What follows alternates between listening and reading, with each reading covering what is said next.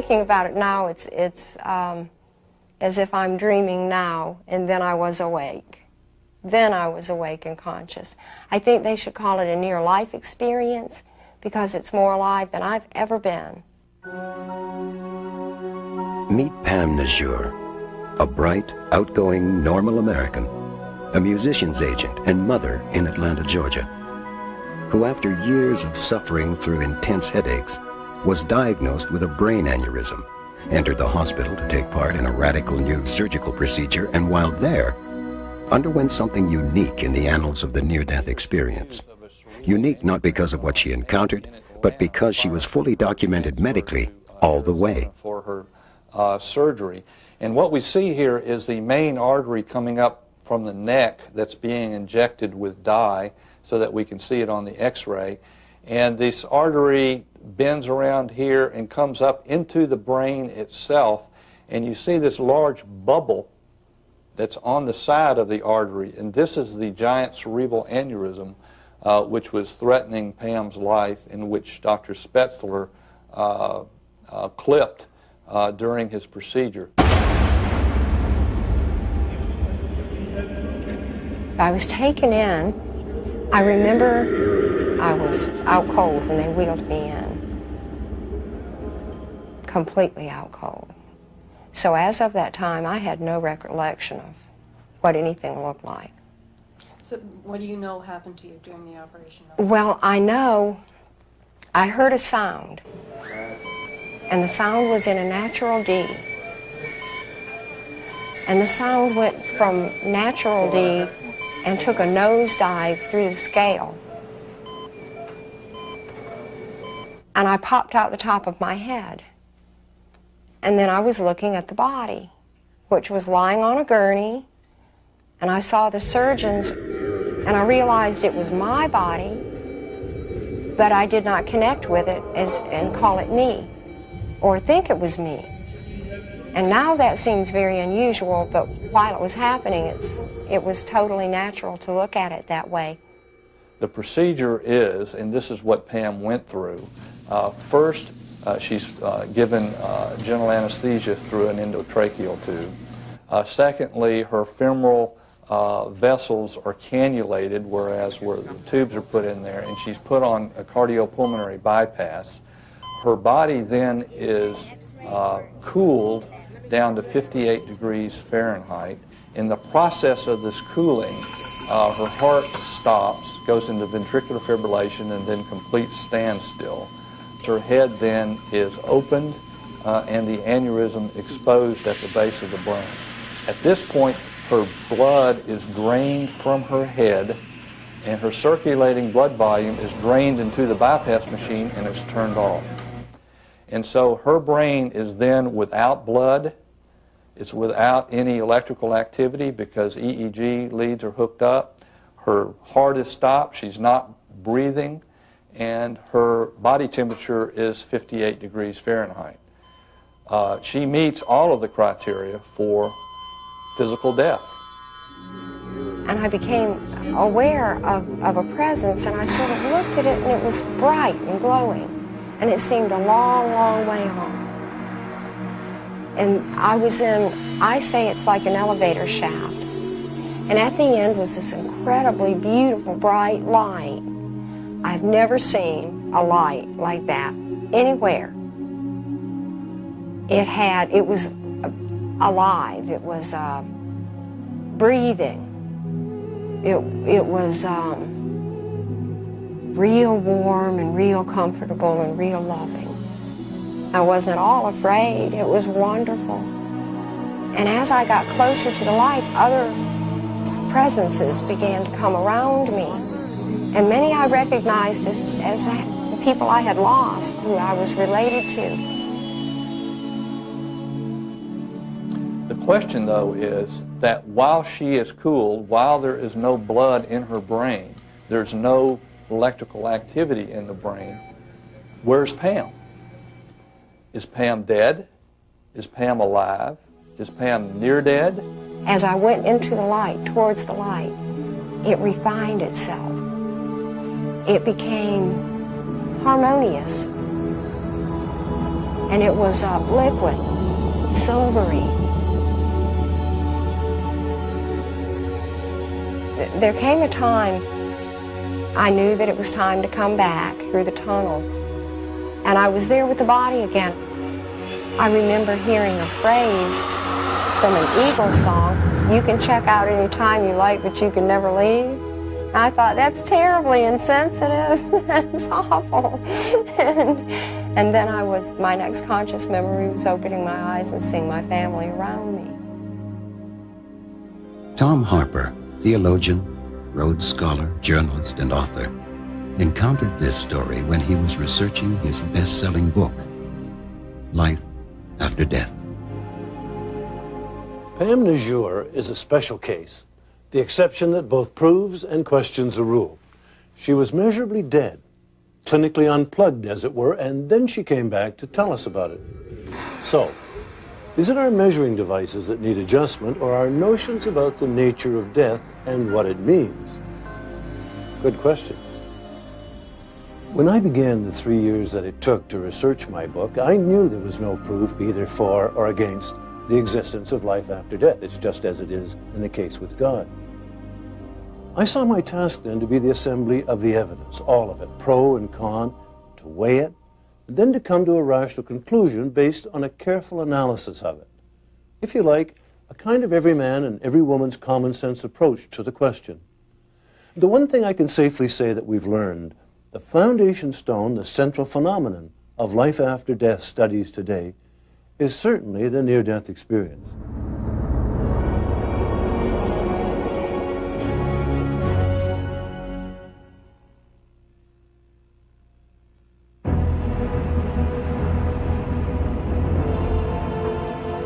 Pam Najur is only one of a vast crowd of people who tell of a near-death experience. 42% of Americans report some kind of contact with the dead. Sociologist Reverend Andrew Greeley.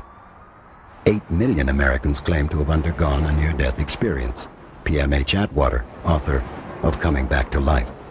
8 million Americans. And that may well be an understatement, since a great many people are reluctant to talk about their experiences. Even in more skeptical countries, the figures are similar. In England, 66% of nurses reported mystical events brought on by close involvements with people in their dying moments. An Oxford University study. These and other figures indicate a profound acceptance of the possibility of contact with the dead. But what exactly are we talking about? Assuming near-death experiences really happen, can we then make the jump into treating them as genuine, revelatory encounters with the hereafter? Many people are profoundly transformed by this experience who survive it. Their attitude toward life changes drastically. They become much more appreciative of the privilege of living. They become much more compassionate and loving toward others. They become much more spiritually open, not necessarily more religious after their experience. And one thing that's almost universal among these people is they lose their fear of death and lose it forever as a result of knowing that, from their understanding, there is no death. The near-death experience. Cast out of yourself, leaving your physical body, passing through unimaginable sounds, light, waves of feeling, overpowering visions of things you never conceived of before, faces of the dead. Are you alive? And if you are, where are you going? How could anyone's life not be changed? How did I change as a result of my experience? Everything about me changed. Now I'm interested in people. I'm interested in what I can do to help their spirit. I changed as a human being. In many ways, I was very aggressive. I wanted to make money and I realized the need for the materialism isn't important. I am determined to seek all the knowledge I can find about anything, and to know God most of all. You do have a feeling of knowingness with the universe, oneness with the universe, and it's not because you're so special, it's because you wake up to who you truly are. I had to deal with, acknowledge, and accept that I am a spiritual being. My priority now are personal relations, people, and my personal life. I was in the nightclub business in New York and in Florida. I had very successful nightclubs, and I was in a very hedonistic and materialistic lifestyle. I was partying and drinking champagne and going out with different girls all the time. It was a perfect world that I lived in. Well, I got into an argument with a business associate in my nightclub. Listen, don't call me a cheat in front of my friends, okay? I think I can call And you we started fighting. Don't be calling me How kid. about bucket fix?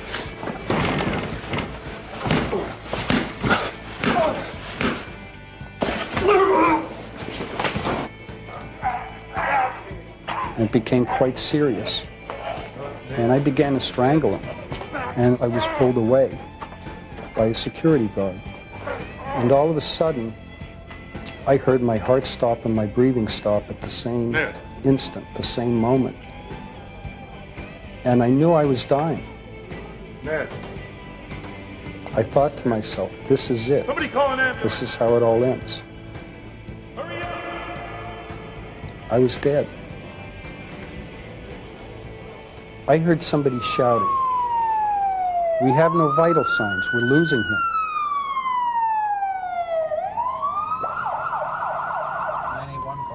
And at that point, I found myself in an ambulance. I could hear the driver on the two-way radio, and he was telling the hospital that they were on their way with a patient who just coded in the ambulance. I sensed that the ambulance was slowing down, and the driver turned at this fork in the road, and when he accelerated very rapidly, I felt myself being propelled out of the top of the ambulance. And I was hovering maybe 40 or 50 feet above the ground, watching the ambulance going down this dark road. My view was then drawn up toward the sky, and I watched what I sensed to be a massive energy forming in the sky right in front of me, like a black liquid, and it created this tunnel effect, like giant waves, like giant ocean waves funneling around. I heard this loud whooshing sound, and then I went up into this tunnel of energy. And as I went up through it, all of a sudden I was enveloped with this bright light, bright golden light, just surrounded me. Then the light became brighter and brighter, and it turned to a pure white light, radiant, beautiful light. And I knew I was in the presence of God. Ned Doherty felt that presence so strongly that he reformed and turned his life around spiritually on the spot. But here is what happened to a man already a minister who had always assumed he was in the presence of God, but found that it meant something different after his near-death experience. I was asleep, and I awoke about 3 in the morning with great pain.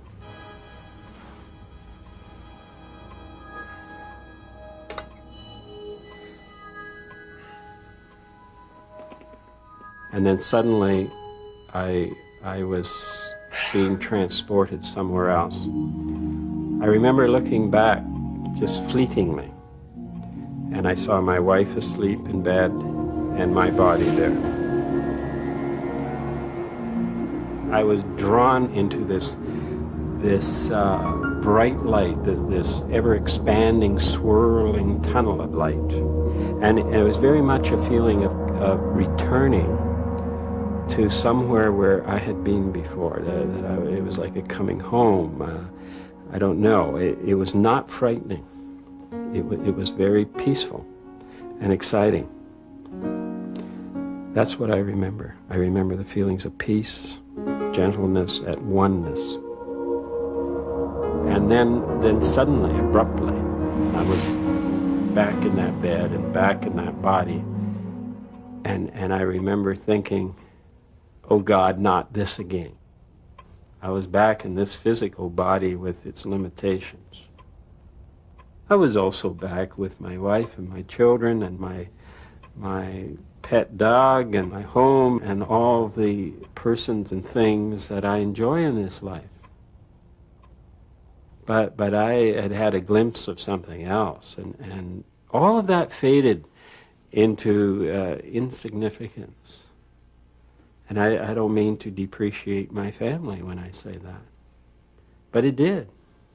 It was no longer significant. None of that. Ken Martin had a glimpse of something else.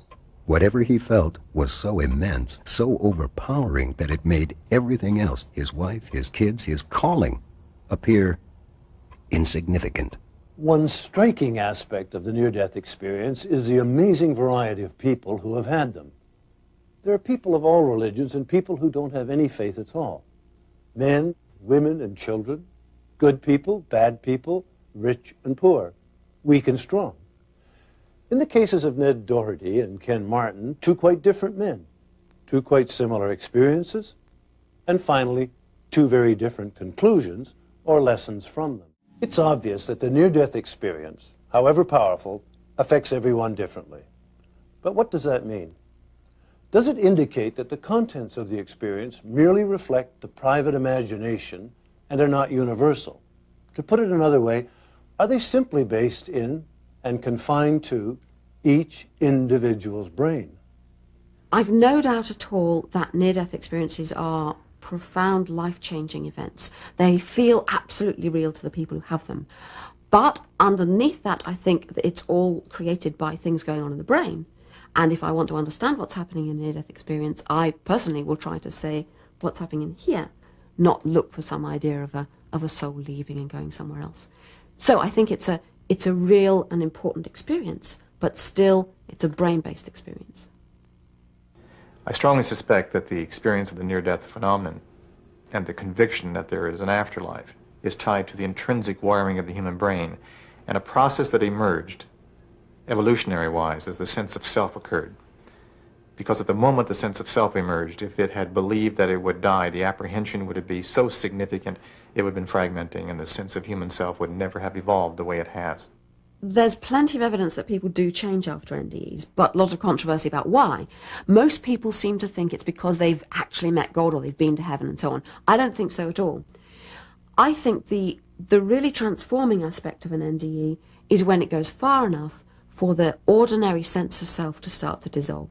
One of the interesting things about the near-death experience is that the conditions bringing it about are associated with hypoxia, and we now realize that certain neurons die.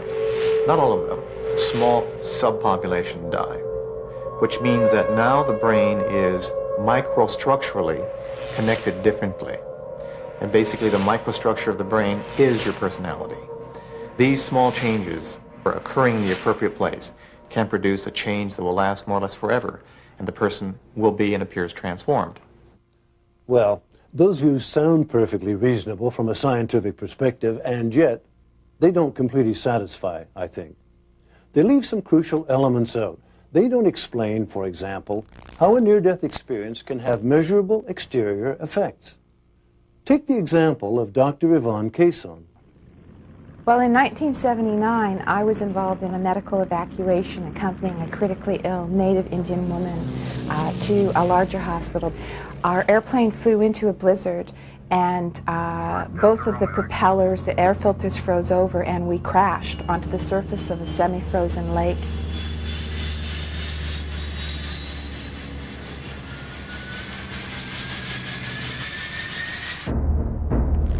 The patient died, and so did Dr. Cason. But a bright, pure, blissful light enveloped her, took her out of her body, and soothed her.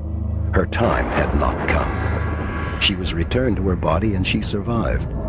The experience changed her in a lot of ways, but one way in particular. She became clairvoyant. Well, about a month after I had my near-death experience, I was driving home from work to visit a friend. We were going to have supper together. And suddenly, I got a very clear visual image in my head of my friend's brain covered in pus. Now, this image, to me, as a doctor, was a very clear visual image of meningitis. So when I got there, I asked my friend Susan, "How are you? How are you feeling?" And she said to me, "Gee, Yvonne, I've got a really, really bad headache. I've never had a headache like this. This is one of the worst migraines I ever had. as a doctor, I asked her all the other symptoms of meningitis, and she didn't have any of them. So I said to her, listen, if you develop any of the other symptoms of meningitis, I want you to promise me that you go to the emergency tonight at the hospital and insist on being tested for meningitis. So as it turns out, she did get worse that night. She did go to the emergency of a major hospital here in Toronto. And sure enough, she was confirmed at being at the very early stages of a very rare and often fatal type of meningitis. And because it was diagnosed so early, she survived it without any brain damage, which is very rare for an adult. So this was my first clairvoyant episode. Dr. Caisson's experience is not unusual in itself. Claims of increased physical sensitivity and mental powers are frequent and controversial after effects of the near-death experience. But remember this, the people we met are representative of literally hundreds of thousands who report similar experiences. They can't all be wrong. Something has happened to these people, and it has to do with the questions we asked earlier. Is the near-death experience indeed confined to the brain only? Or is it the result of non-physical phenomena of the spirit? I came down and said goodbye to him at 6:25. I remember it distinctly, and he was the happiest kid on earth because he was going to do what he loved to do. And, you know, it was the last moments I saw him alive. 19-year-old Stephen Savin was a bright, active, seemingly healthy kid, a kind of golden boy. And then one morning, in a phys ed class, his heart just quit.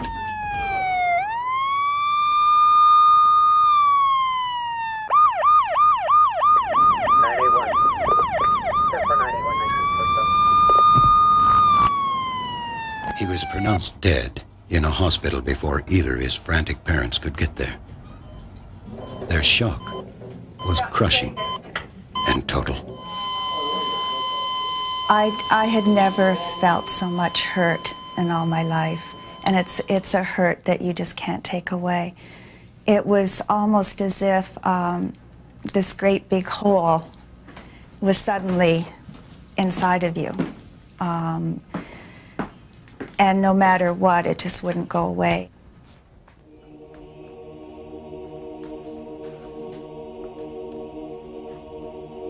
Before I had gone to bed that night, I was the last one to sort of put all the lights out and go upstairs. And it was a time for me to be with my own feelings. We'd had a house full of people all day, and it was my time, and I just started to talk to Stephen. It was something that I felt that would help me. And I had asked him if there was any way in the world that he could come and say goodbye, because I had not been able to say goodbye to him. And I felt that his father really needed something at this time. With that note, I went to bed, and I went to sleep really quickly because I was exhausted. And then I woke up around 3 o'clock, found that Doug I got out of bed. It was around 2:30 in the morning. It was quite quiet out, and I remember coming downstairs and doing a lot of thinking and looking at pictures of Stephen and just generally trying to get a handle on what was going on. And then I came back upstairs, and Linda was in bed, and I got in bed with her, and she was awake. And we were lying there, and it was around 3:10 in the morning, and it was very quiet and peaceful. I miss him. Then all of a sudden, I felt something, and I put my hand over my eyes, and I had my eyes wide open. What? And I felt, and then I saw a light. And I said to Linda, there's something happening. What does it look like? And she said, what was it? And I said, I don't know, but there's something here. And I saw the light, and I knew it was Stephen. And I don't know how I knew, but Linda was saying, what's he look like? I said, he's a dove, and he's a star. and he's neither one at the same time. He's in and out, and he was pulsing with energy and bright light and very distinct and real. And Linda said, "What's he saying?" And I said, "He's not saying anything. He's just there in front of me." And I was just transfixed looking at him, and it was beautiful, and I knew it was our son. And all of a sudden, I heard the words, "Thank you." It came through me. And I knew that Stephen had said goodbye to us. It was the most amazing experience I've ever had in my life. I felt a definite, sudden calm come all over me. This story was one that Tom Harper, theologian, Rhodes Scholar, journalist, and author, encountered when he had finished writing his bestseller, Life After Death. The experience of the Savins is both touching and extraordinarily vivid.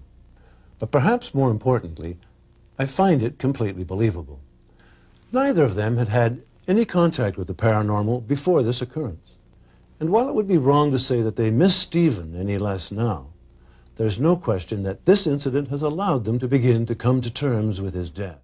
An important point to remember when we listen to stories such as those of the Savins is the sheer number of people who report such experiences. The Savins, in fact, are two of literally millions. Bill Guggenheim is a former Wall Street securities analyst who has now become a noted researcher in after-death communications. Well, these are very common events. We estimate, as an example, that 20% of all Americans and Canadians have had an after-death communication experience, which translates into numbers such as 50 million Americans or 5 million Canadians. And those are very conservative estimates. Yet numbers are probably closer to double those figures. Yet people don't talk about these because when they have them, they often think they're going crazy or losing their mind, especially if they're bereaved at that time. So if they go to share them with somebody else, there's a great deal of skepticism in our Western culture about after-death communications.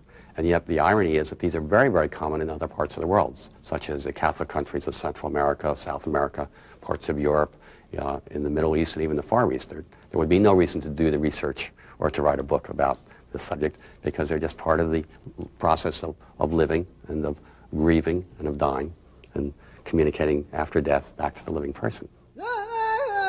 Marilyn Johnson comes from a long line of native North American shaman and has inherited the gift of soul travel from her late grandfather.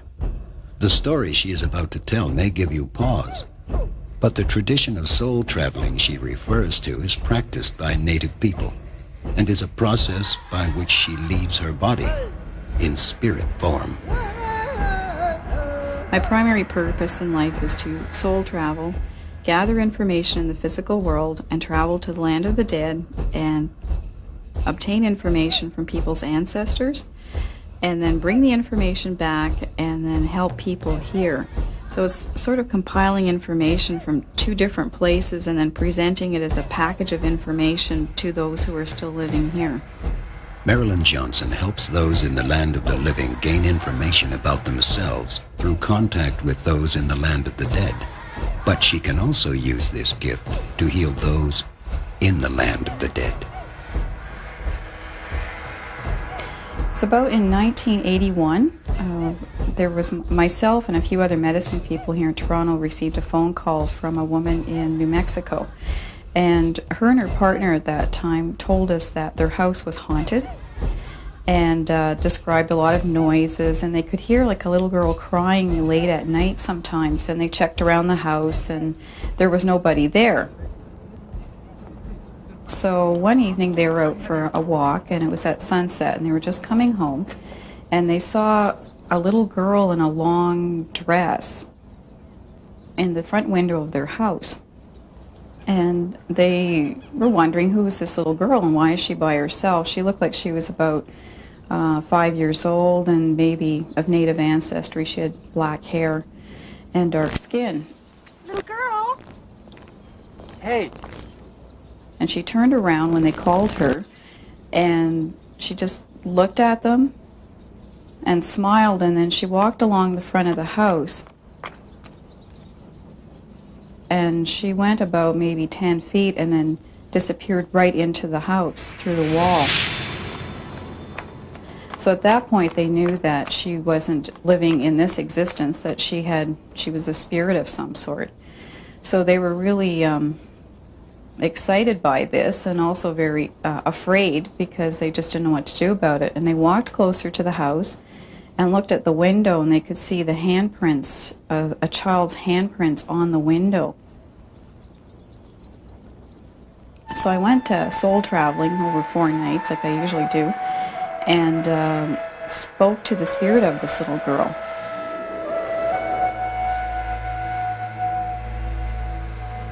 But also the spirit of her mother showed up, and I could see that they were separated. And what had happened is that coming over the knoll of a hill, right near where that house is located now,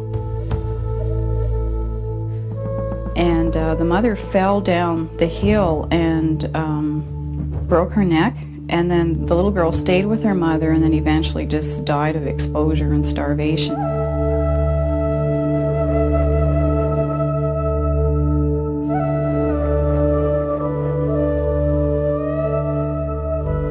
And because they had died at separate times, it's like they were spiritually separated. Coming back to the house, looking for her mother, because it had all occurred in that location. So I relayed this message back to them, and in the meantime they'd also sent me a photograph of these handprints. So what we advised them to do, and we did as well here, is we had a feast for the two of them so that their spirits could be joined together in the same location in the spirit world, and we wanted them to be together. And once this was done, then the house wasn't haunted anymore.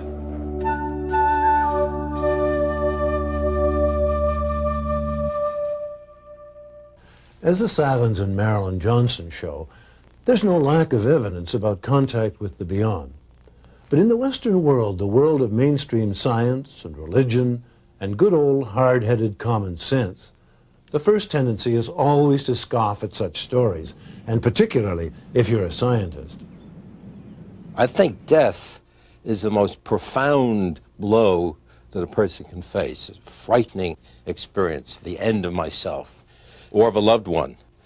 And people want to deny it, so there's a tremendous denial of death. And so there is what I call the transcendental temptation, the yearning of the soul to leap beyond and to communicate with the dead.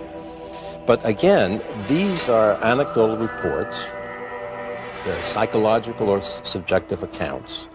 And the question is, people may have thought they saw this, but were they really, are these experiences veridical? Are they true? Or are they merely describing their own internal psychological needs? I think the latter is probably the better explanation.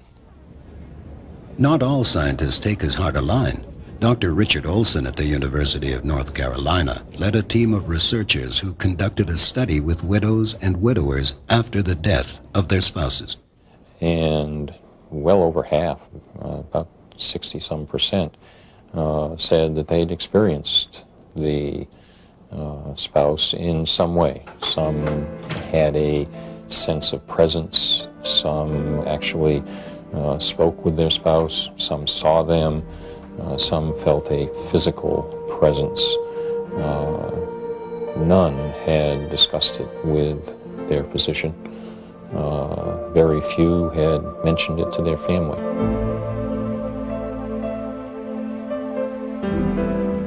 I think one of the interesting features we've found is that during conditions of death, specifically to significant others, such as husbands and wives and children, effectively anyone with whom there is bonding, emotional bonding, interior cingulate type bonding, during these conditions, individuals can often, particularly during dream states, particularly during altered states, can experience information at a distance. And we now realize it has something to do with the right hemisphere and the way the right hemisphere can detect information spatially and how it can respond to emotions. And again, it has to do with bonding. It only seems to work with individuals with whom there's a great deal of emotional bonding. While scientists like Dr. Persinger explore the communication that occurs between those at the point of death and their loved ones, they still tend not to acknowledge the possibility that the soul continues beyond death. That assumption lies at the heart of parapsychologist Boyce Beatty's work. I live in Connecticut, and when persons call Yale University or the University of Connecticut and say they have a ghost in their house, they're frightened, they don't know with whom to speak, they're put in contact with me, and then I work with others, usually a deep trance medium or a clairvoyant, sometimes a clinical psychologist and maybe another parapsychologist. We investigate and we eliminate viable alternative explanations. Are the persons somehow disturbed psychologically? Is it squirrels in the attic? And if we cannot find a normal explanation for it, and do find, in fact, that it is a spirit of a deceased human being, then we conduct what is called rescue mediumship, counseling the dead, or soul rescue work, speaking to them, communicating with them, helping them understand they're not in a physical body any longer, and then helping them pass on into the afterlife. For most people, even those who accept some form of life after death, these assertions can be a little hard to swallow. But Boyce Beatty asks us to approach what he calls rescue mediumship from the other direction, from the results it gets, the many people from whose lives he claims to have removed inexplicable disruptions. People such as Bill and Laurie McCauley.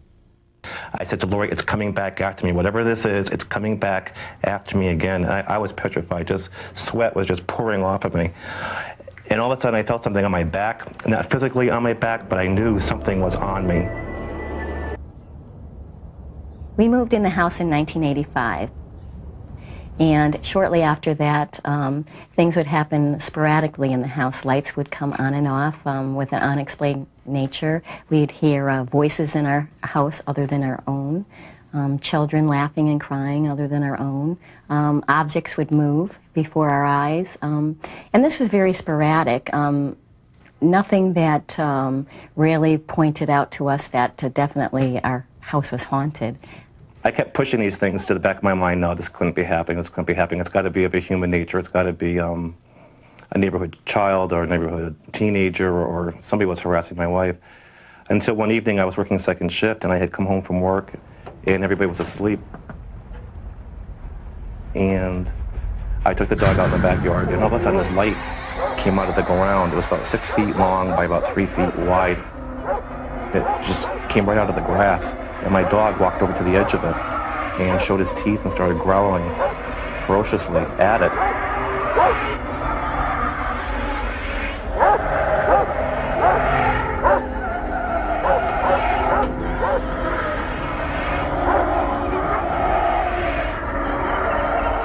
So I grabbed the dog and we went back in the house. And as I locked up the house, my son started having a nightmare, one of many nightmares, upstairs in his bedroom. So I woke him up and brought him downstairs and put him into my wife's, into our bed. So I went upstairs, undressed, and I got into Jeffrey's bed.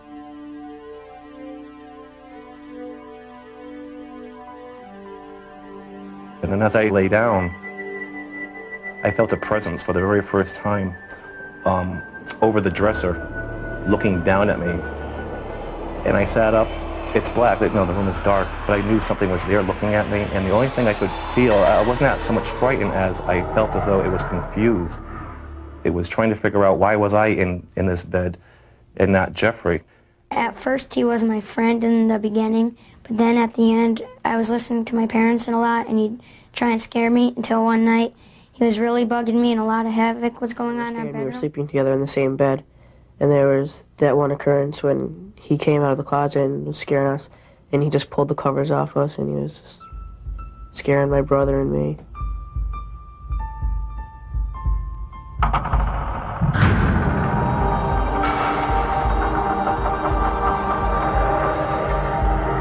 And that's when I concluded for the very first time that there was a haunting or a ghost or some type of entity in our home affecting my family. Upon reading an article about Boyce Beatty in the newspaper The Hartford Courant, Bill Macaulay contacted him. Boyce determined that the family was indeed troubled by a legitimate haunting before prescribing a remedy. What finally worked in our case was the mild exorcism in the home, and Boyce Beatty did a prayer for the dead, which helped pass over the earthbound spirits that were left in our home. Recognizing that in many of these cases it's a matter of helping people go into the light, recognizing that in many of these kind of cases what is happening is that it is the spirit of a deceased human being who is earthbound, who is quite confused, not realizing they are no longer functioning in a physical human body and have not passed into the afterlife, into the light.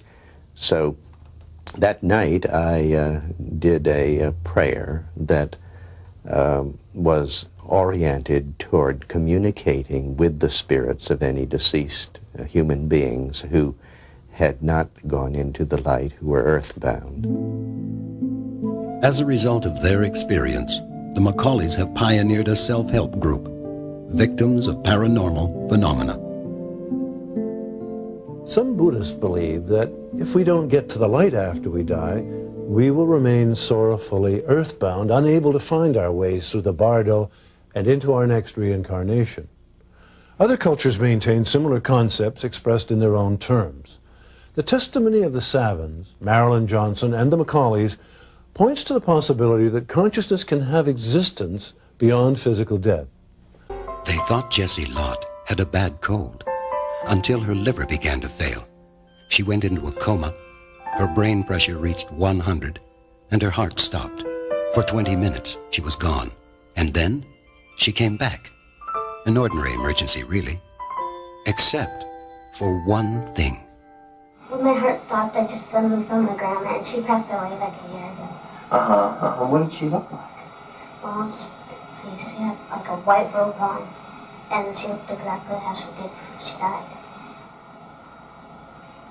I've interviewed dozens and dozens and dozens of children who have had these experiences. Pediatrician Dr. Melvin Morse of the Seattle Children's Hospital has conducted by far the most in-depth research into children's near-death experiences.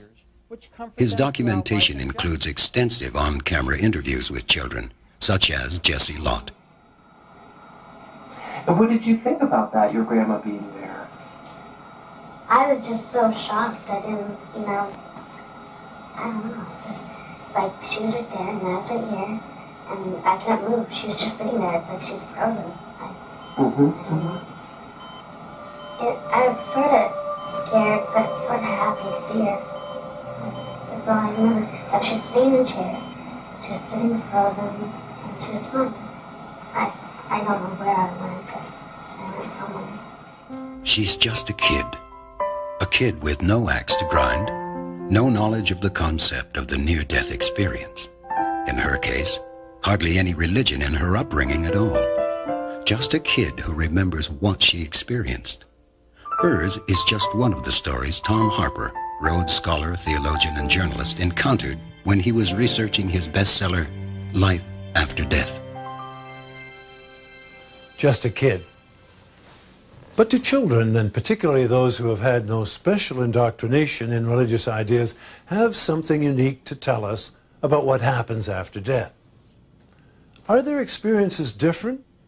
Or do they have the same experiences as adults, but see them differently? Are they better reporters because of their lack of sophistication? In this program, we will look at many examples of children's testimony. Children have simple and pure experiences. They use words like neat or weird, which are very, very real feelings. That the typical child's near-death experience, they go, "Wow, I thought I was floating out of my body, and I knew I was dead, but I was still alive." And there's a genuine quality of mystery about it. How could such a thing be really happening to them? They're often frightened by the experience. Many of them wonder how they're going to get back in their body. Since it's so far out of the realm of anything they expected, they frequently say it was scary That's not an unusual experience at all.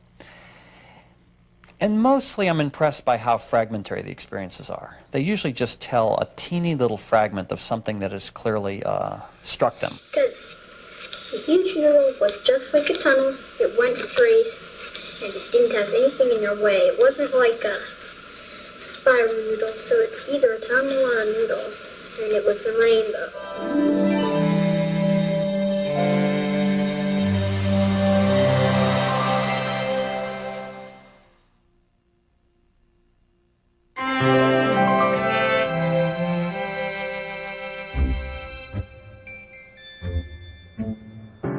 A horrendous crash on a snowy mountain bridge plunged 3-year-old Chris Eggleston into a freezing lake. Was that scary? Yeah, and our mom yelled to take our seatbelts off.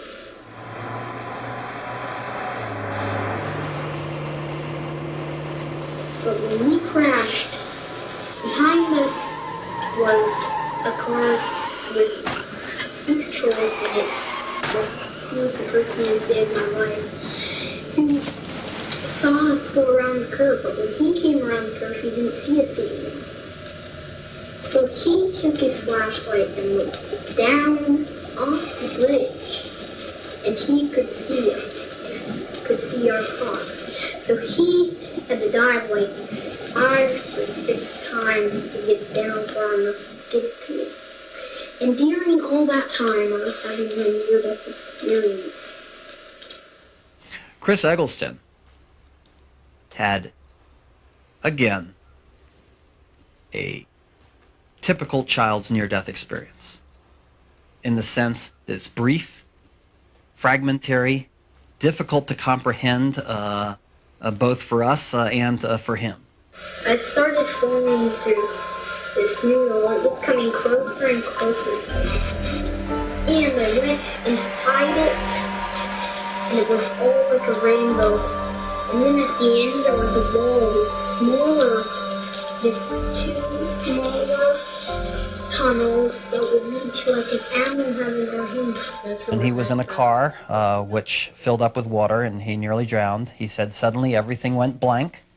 He was then out of his body, surprised to be there, felt that eventually he could learn to swim or somehow move himself in the air. Said that he went to a place that he called the human heaven and made some sort of choice to return to his body. But interestingly enough, he says that he was in a huge noodle until he realized that noodles don't have rainbows in them, so it must have been some sort of tunnel. Children's experiences have the common features of tunnels, lights, out-of-body experiences, all of which I think we can understand in brain terms. What they don't have is elaborated visions of the kind that adults have. They do not have long life reviews. They haven't had a long life.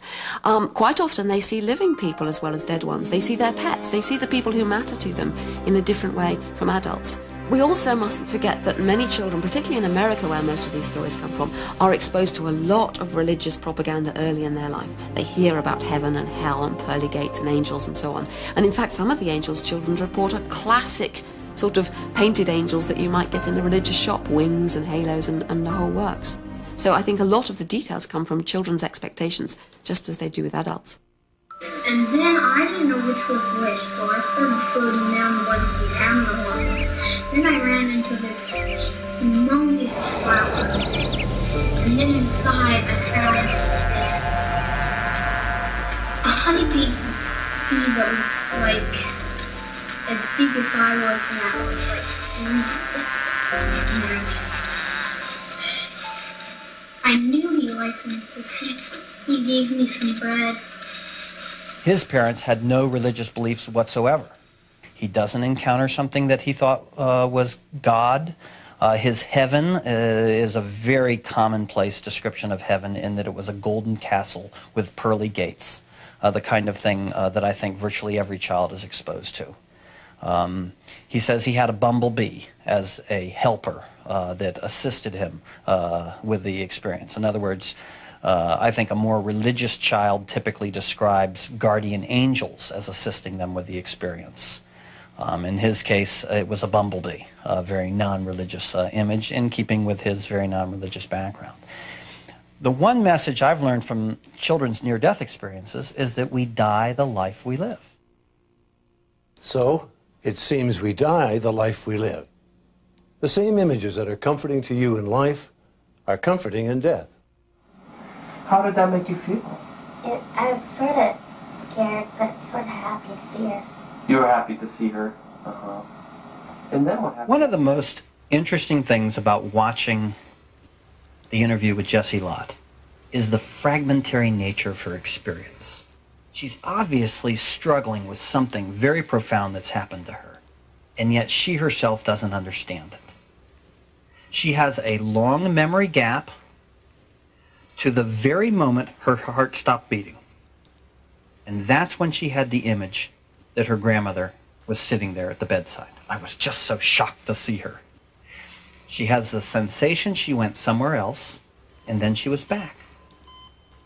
And then following this tiny little memory, which is localized to the point of her near death, she then has another long memory gap. She doesn't tell us a coherent story. She doesn't fill in every memory gap. She doesn't have a logical or rational explanation for the puzzling things that happened to her. Instead, she simply tells us what she saw and how profoundly affected she was by it.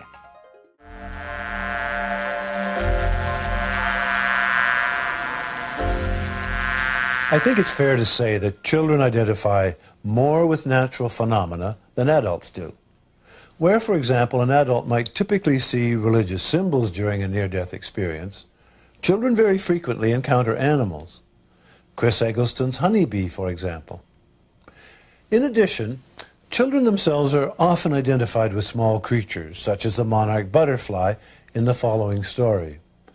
The monarch is an ancient symbol for early death, probably because its metamorphoses can be seen as symbolic transitions to another life.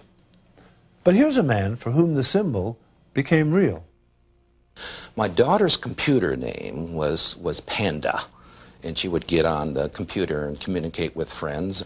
And so even before she died, one of my head covers in golf was a panda. And so I'd always think of Jenny when I played golf and would take that cover off. The first monarch experience for me was a Sunday afternoon in August, and beautiful in Omaha, and gathered my 3-wood out in the fairway, and the head cover was the panda, thinking about Jenny, and looked down to my ball, and there's a monarch sitting on the ball. And that monarch just sat there, and I said, there's no way I'm going to hit that ball. Fine, get out there. Get out there.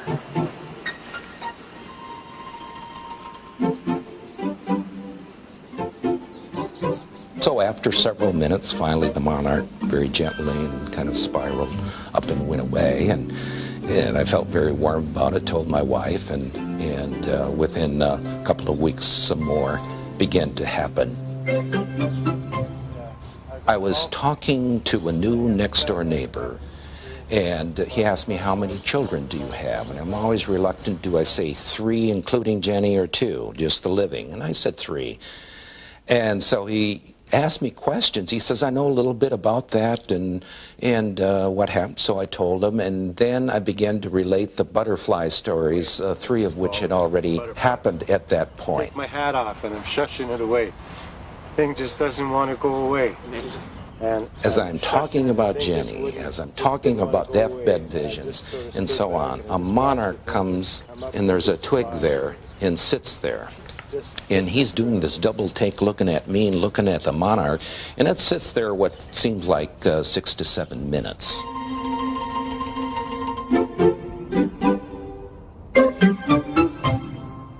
And so for me, I don't know what they prove or whatever, other than I take them for what they are, and that somehow my daughter is still in my life.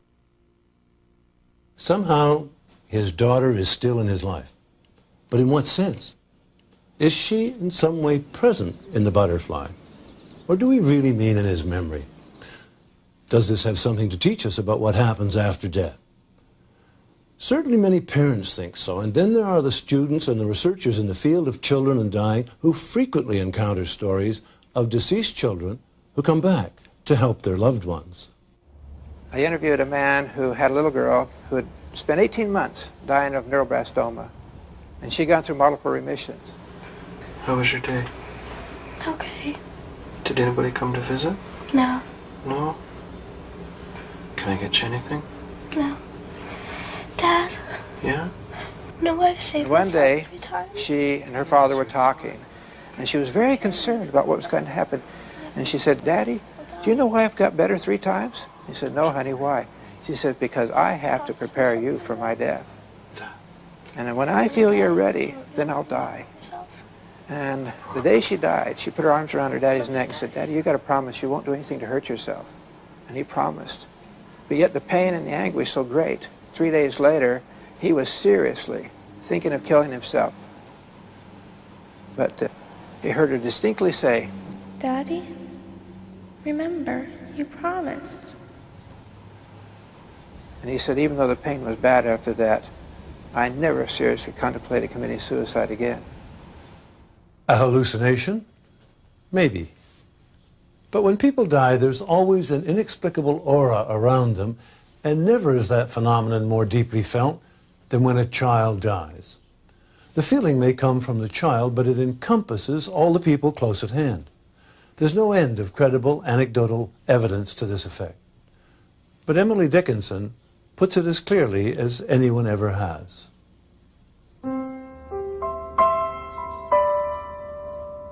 The last night that she lived, it was a common night, except the dying. This to us made nature different. We noticed smallest things, things o'erlooked before, by this great light upon our minds, italicized, as 'twere.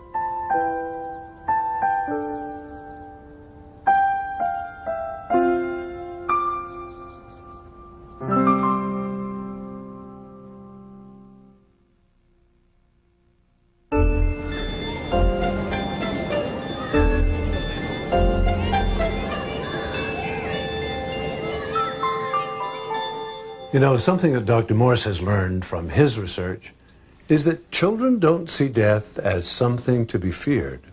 I'm curious, one child said to me, I'm not afraid to die anymore. What's the message that people who've had these experiences, that they tell us again and again? I'm no longer afraid to die. Sometimes children carry their indifference to death to extremes, appearing notoriously casual, not to say callous about the whole idea. After all, they can't really conceive of its meaning, and certainly not to its happening to them. Miss Lucy had a baby, she named it Tiny Tim. She put it in the bathtub to see if it could swim. It drank up all the water, it ate up all the soap. It died the very next morning with bubbles in its throat. Miss Lucy had a baby, she named it Tiny Tim. She put it in the bathtub to see if it could swim. It drank up all the water, it ate up all the soap. Tried to use the bathtub, but it wouldn't go down, so Miss Lucy had a baby. But children not only have near-death experiences, they die too. And there's plenty of evidence that they tend to approach their deaths differently than adults. They are often less frightened and more concerned with the effects on their loved ones. Tanya Caruana had been battling leukemia for close to 3 years when her parents had to break the news to her that she wasn't going to get any better. When her cancer did come back, it was devastating.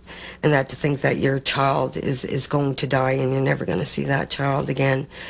Tanya became very quiet, very withdrawn at that point. I knew that I couldn't wait any longer, that I had to confirm to her that yes, there's nothing more that could be done. And that was a very difficult thing as a mother to do, to look your 13-year-old child in the face and tell them that there's nothing more that can be done for them. Shortly afterwards, I went down to take a break and have a really good cry for myself. And when I came back up, she wasn't in her room. And I found her in a little 5-year-old boy's room, telling him how important it is that he takes his medication, because he was having a lot of problems taking his medication. And I thought, here's this child that just found out that she's dying, and here she is trying to help somebody else.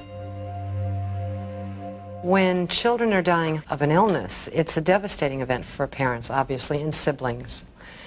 But if the parent can make themselves receptive to the child really truly sharing their experience, rather than continue to be rooted in the physical losses and changes, and that's a very hard thing to do.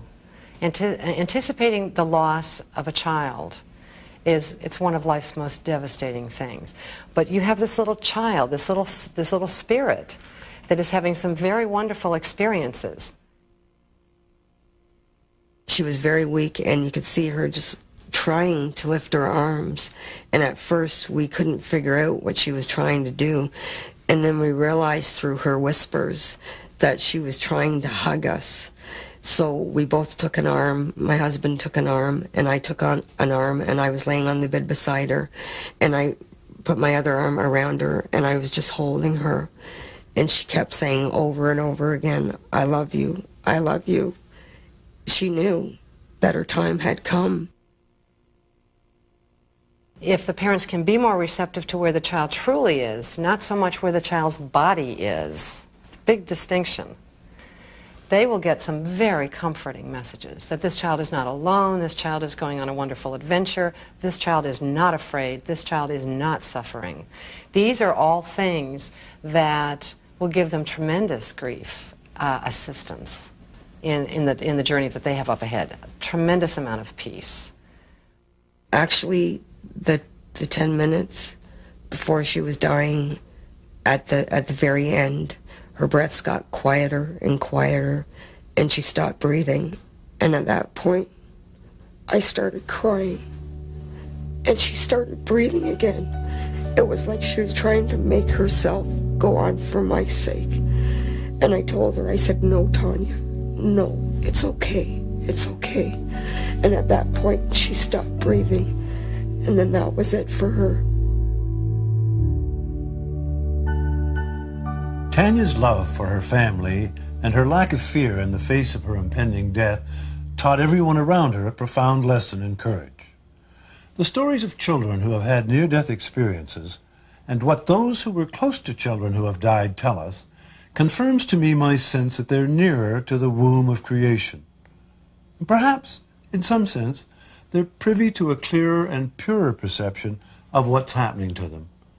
As Maggie Callanan tells us, if we can get beyond the grief and the pain we feel as a child close to us is dying, we might hear them telling us something very important about the journey they see ahead, that it's an adventure, that they're not afraid, and that we shouldn't be either.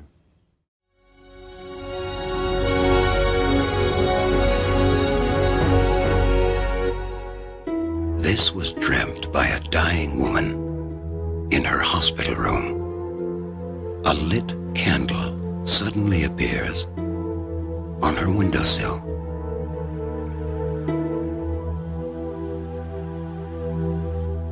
The candle goes out. A terrifying, suffocating, miasmic blackness envelops everything. Then, the candle relights, but on the other side of the closed window. The woman died shortly after relating the dream we've just seen to a nurse. Tom Harper, theologian, Rhodes Scholar, journalist, and author, encountered this story when he was researching his best-selling book, Life After Death. Well, what are we to make of it? What did the dream mean? It must have been significant because, after all, this was the last dream she ever had, the final manifestation of her unconscious mind in this world. According to the celebrated psychiatrist and dream analyst Dr. Marie-Louise von Franz, and based upon her analysis of over 10,000 dreams of the dying, the meaning being communicated is that the light of the individual, one of those common metaphors for life that we've seen so often, goes out at death but is miraculously renewed on the other side. In other words, the spirit seems to live on. This dream, then, illustrates perfectly a profound insight of the great psychoanalyst and the mentor of Dr. von Franz, Carl Jung. The unconscious psyche believes in a life after death. According to Jung, dream symbols which exist in the very depths of the soul behave as if the psychic life of the individual will continue. In Dr. von Franz's words, these symbols depict the end of bodily life and the explicit continuation of psychic life after death. In other words, our last dreams prepare us for death, and possibly a life beyond death. You know, it's not only adults who have experienced preparation dreams. Children have reported them too. Here's a particularly telling example. And what's especially interesting and moving is the clarity with which a little boy sees an impending life on the other side. Corey Beller had cancer. Kimberly Clark Sharp spoke to him and to his mother Shirley about his dreams, in which he traveled to a heavenly place called Summerland. Corey even painted a picture of Summerland. He would cross a rainbow bridge in each dream and go to a place that was so pleasant and wonderful that he called it Summerland. And there was a crystal castle there, and increasingly there were other children there that he knew from his cancer treatment. He loved Summerland, and he spent more and more time in these dreams going there until he felt like his family was in an emotional position to accept his decision to go to Summerland permanently. And with a great deal of matter-of-factness, he announced this to his physicians, and this was at Children's Hospital here in Seattle. His physicians supported his no-treatment decision. He had already had 7 rounds of chemotherapy of like months-long chemotherapy. This little kid had suffered beyond endurance. And he didn't want any more. He wanted to go to Summerland. So he said, hey, docs, I'm ready to die. I'm not going to have any more treatment. They said, okay. Sent him home, and he died in his mother's arms on Mother's Day. Because he had central nervous system disease in his brain and in the lining and the fluid around his brain, he had a lot of sort of flailing and kind of spastic movements. But he did this Lamaze-type breathing all the way through, and he was coherent the entire time and kept trying to have conversations with my friend Shirley, who was with us, and I. And she was as fascinated, I think, as I was, and neither one of us had ever been with anybody who was dying, you know, going through that whole dying process. And he had no fear, absolutely none. He saw Summerland as a real place, not as a dream or a vision. To him, it was a real destination, and one where he knew that everybody who dies would go there at some point, and that that's where he would be reunited with us someday when we die. Corey Beller showed us that dying children dream in a pure and often unexamined context. But dying adults often look for meaning in the dreams of their final days. Do these dreams provide an insight into what awaits them after death? This is Casey House, a hospice for terminally ill AIDS patients in Toronto, Canada. It is probable that every patient here will have died long before this program is seen. That is no secret, least of all from their own unconscious minds. Yves Benoit, a 37-year-old playwright and artist, talked to us about his dreams and how he interpreted them. The universe is the sea. The sea represents, I have dreams about the sea.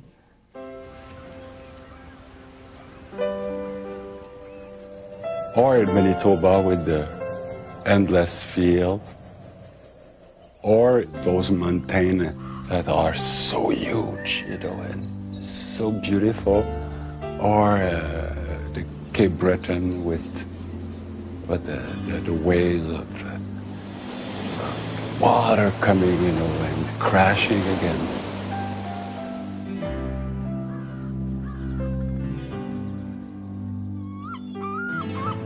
Dying is to be part again of the universe without having to compromise or without having to work for it,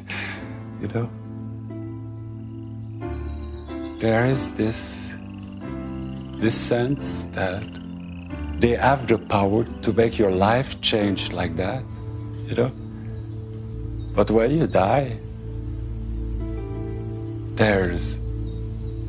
it's like the elements become your friends, or they have seduced you. Anyway, I don't know if they are your friends or your enemies, but one thing for sure, you're going back to that. Yves rejoined the elements in his dreams 2 weeks after he spoke with us. Douglas Grayton, the chaplain at Casey House, has seen a great many like Yves and listened to them describe their dreams. I think it's taught me that the dying process is a lot more gentle than I presumed it to be. I know there's an awful lot of debate as to whether or not the human body physiologically is releasing hormones or other forms of substances within itself to deaden the pain of approaching death. I'm uncertain as to whether I buy into that totally, if I can phrase it that way. But it's taught me that the dying process can be a very gentle one, can be a very welcoming one, cannot be a frightening process for people, and that it's also something that generally people who are watching the death, if they're listening to the dreams well enough, there's the challenge, that we don't need to be frightened by the death that we're witnessing either. The dreams that I listen to are dreams that tell me that death can be a very reassuring process. The question make me laugh. If I believe in life after death, it's of course I believe in life after death. Like I believe in the wind and I believe in the sun. Of course I believe in life after death.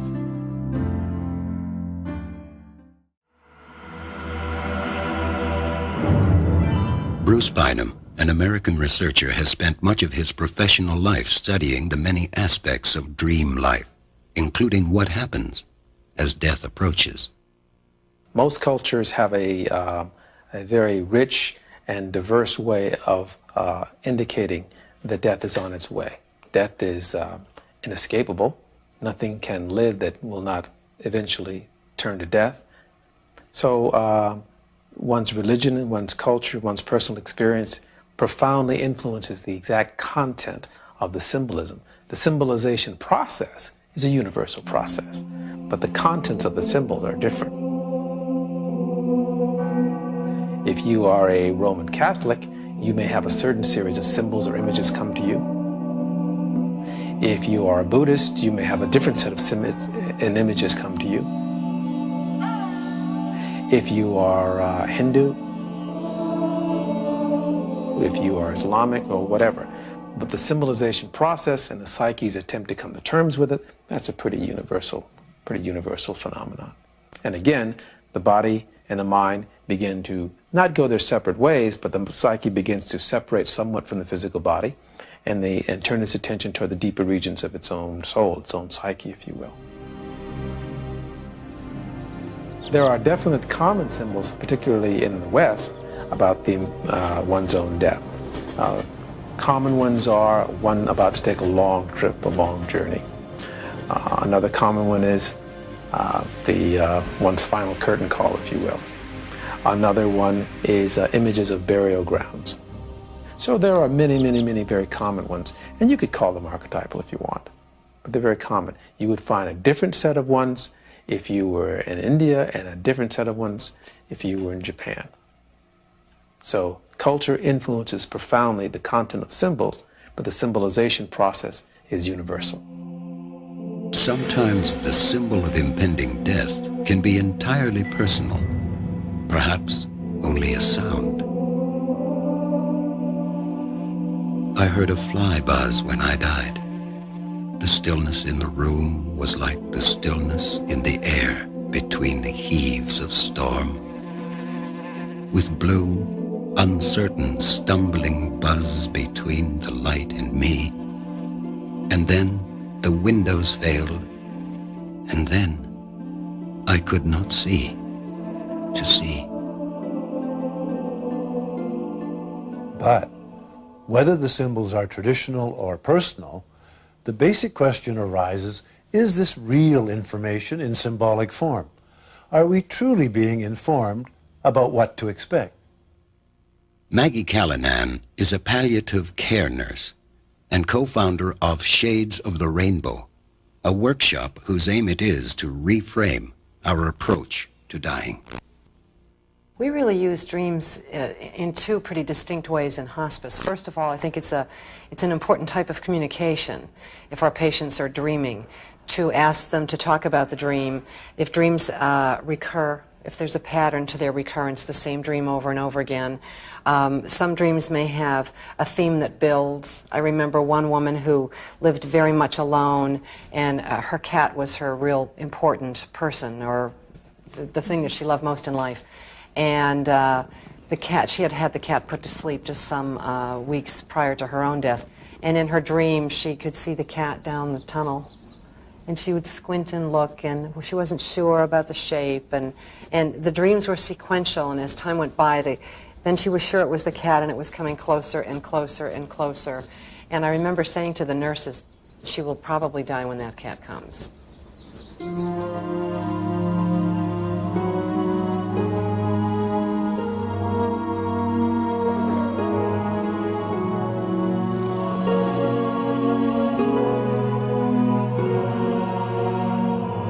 Volunteer sitting with her so that she wouldn't be alone, and the volunteer came out and said, look, she's waving, but she was going like this, and she was stroking the cat.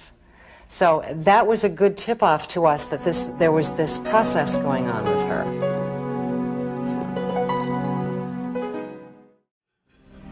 A cat, a fly, a stopped clock, another person. Anything and anyone appearing in a dream can be the bearer of the ultimate tidings. The experience I've had with people actually who have dreamt about their impending deaths predates my involvement with near-death experiences.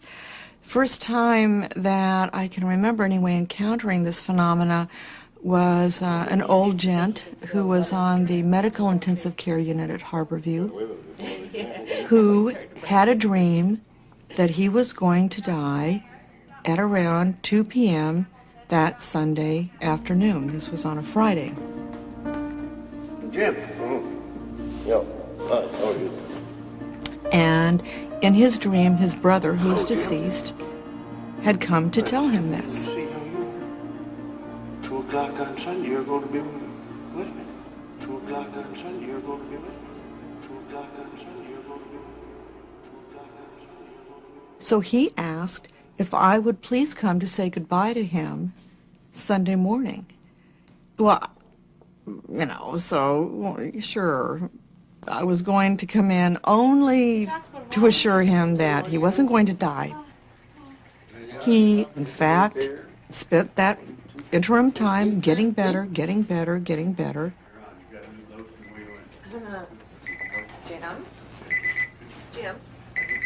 Jim. Code Blue 104. And that Sunday, around 2 o'clock, he went into cardiac arrest, and nobody could get him out. Nobody. And he died. And I was comforted by the fact that I knew his brother had come for him again. 2 o'clock on Sunday, you're going to be with me. Over the years, Maggie Callanan has come as close to understanding the process of dying as anyone could. Some of her conclusions may surprise you, especially her sense of how dying people organize their deaths, for want of a better word. The way I describe it to my families is it's almost like your dying father has a foot in two worlds, and he has the ability to shift back and forth between the two worlds. When I worked in the hospitals, I was never surprised to hear somebody seriously ill say, "I want to go home, I want to go home." That made sense to me. But wasn't I surprised when I started working in patients' homes that patients were saying, "I want to go home"? Then you have to say, wait a minute, what are we talking about here? And patients saying very clearly to my families, "I have to go home now. It's time for me to go." A lot of this kind of symbolic language about taking a trip, seeing a place that no one else can see, being aware of people that no one else can see, oftentimes dead relatives, people who have predeceased the person, or sometimes a spiritual being. Dying patients frequently know exactly when they're going to die, even if no one has told them that they're dying. Now, they cannot stop the process, but they can delay or speed the process up when all around them is in the right place. Most people are aware that a grandmother can wait until her favorite grandson travels across the country to say goodbye. But what people overlook is the dying person who sends the family away, perhaps in a hospital, "Go home and rest, you're tired, I'm doing better." And the family gets home, and a half an hour later the nurse calls and says he's gone. That family is left with a legacy of guilt that is destructive and wounding, when in fact it was the last loving act that he actually chose to spare the people he cared the most about. Dying children very prevalently send their parents away. It's almost as though the pain of having them present when they die is too much, that they can't be freed to go on to this journey that they really want to go on to when they see the pain of loss in their parents' faces. This is very important for people to know ahead of time, because otherwise they carry a legacy of guilt with them for years. How could I have gone to sleep? How could I have left? How could I have had dinner in the cafeteria? And they feel terrible anguish over that. The really important point about dreams that struck me as I was researching this particular aspect of evidence for life after death was that the unconscious, using archetypal images, encounters very squarely the fact that the body is facing its own dissolution, that death is real. At the same time, the psyche also seems to be telling us with very rich and universal imagery that it has a deep-seated belief that life or consciousness somehow goes on at the end. I found this even more telling than the evidence of the near-death experience. In our culture, dreams may be the best medium to inform us about the journey we might undertake. In others, as Bruce Bynum now explains, meditation and contemplation are the keys to furthering this process of understanding. Most other cultures have a very rich, diverse history of working with people who are dying. In the West African traditions, sometimes ceremonies are held. In the Hindu tradition, one turns away from the external life and focuses much more internally. Most cultures have a tradition of this.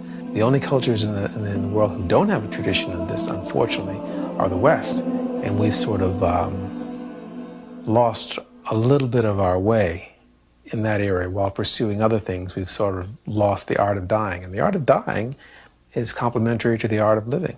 Both are involved with transformation. Both are involved with wisdom. There's a lot to be learned in the process of dying. You don't want to sleep through your own death.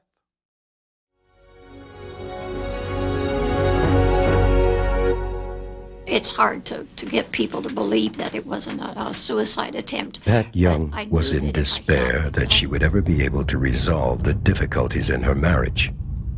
And so she shot herself and went to hell. I knew it had to be something that would be drastic enough to put me in the hospital, but not drastic enough to kill me.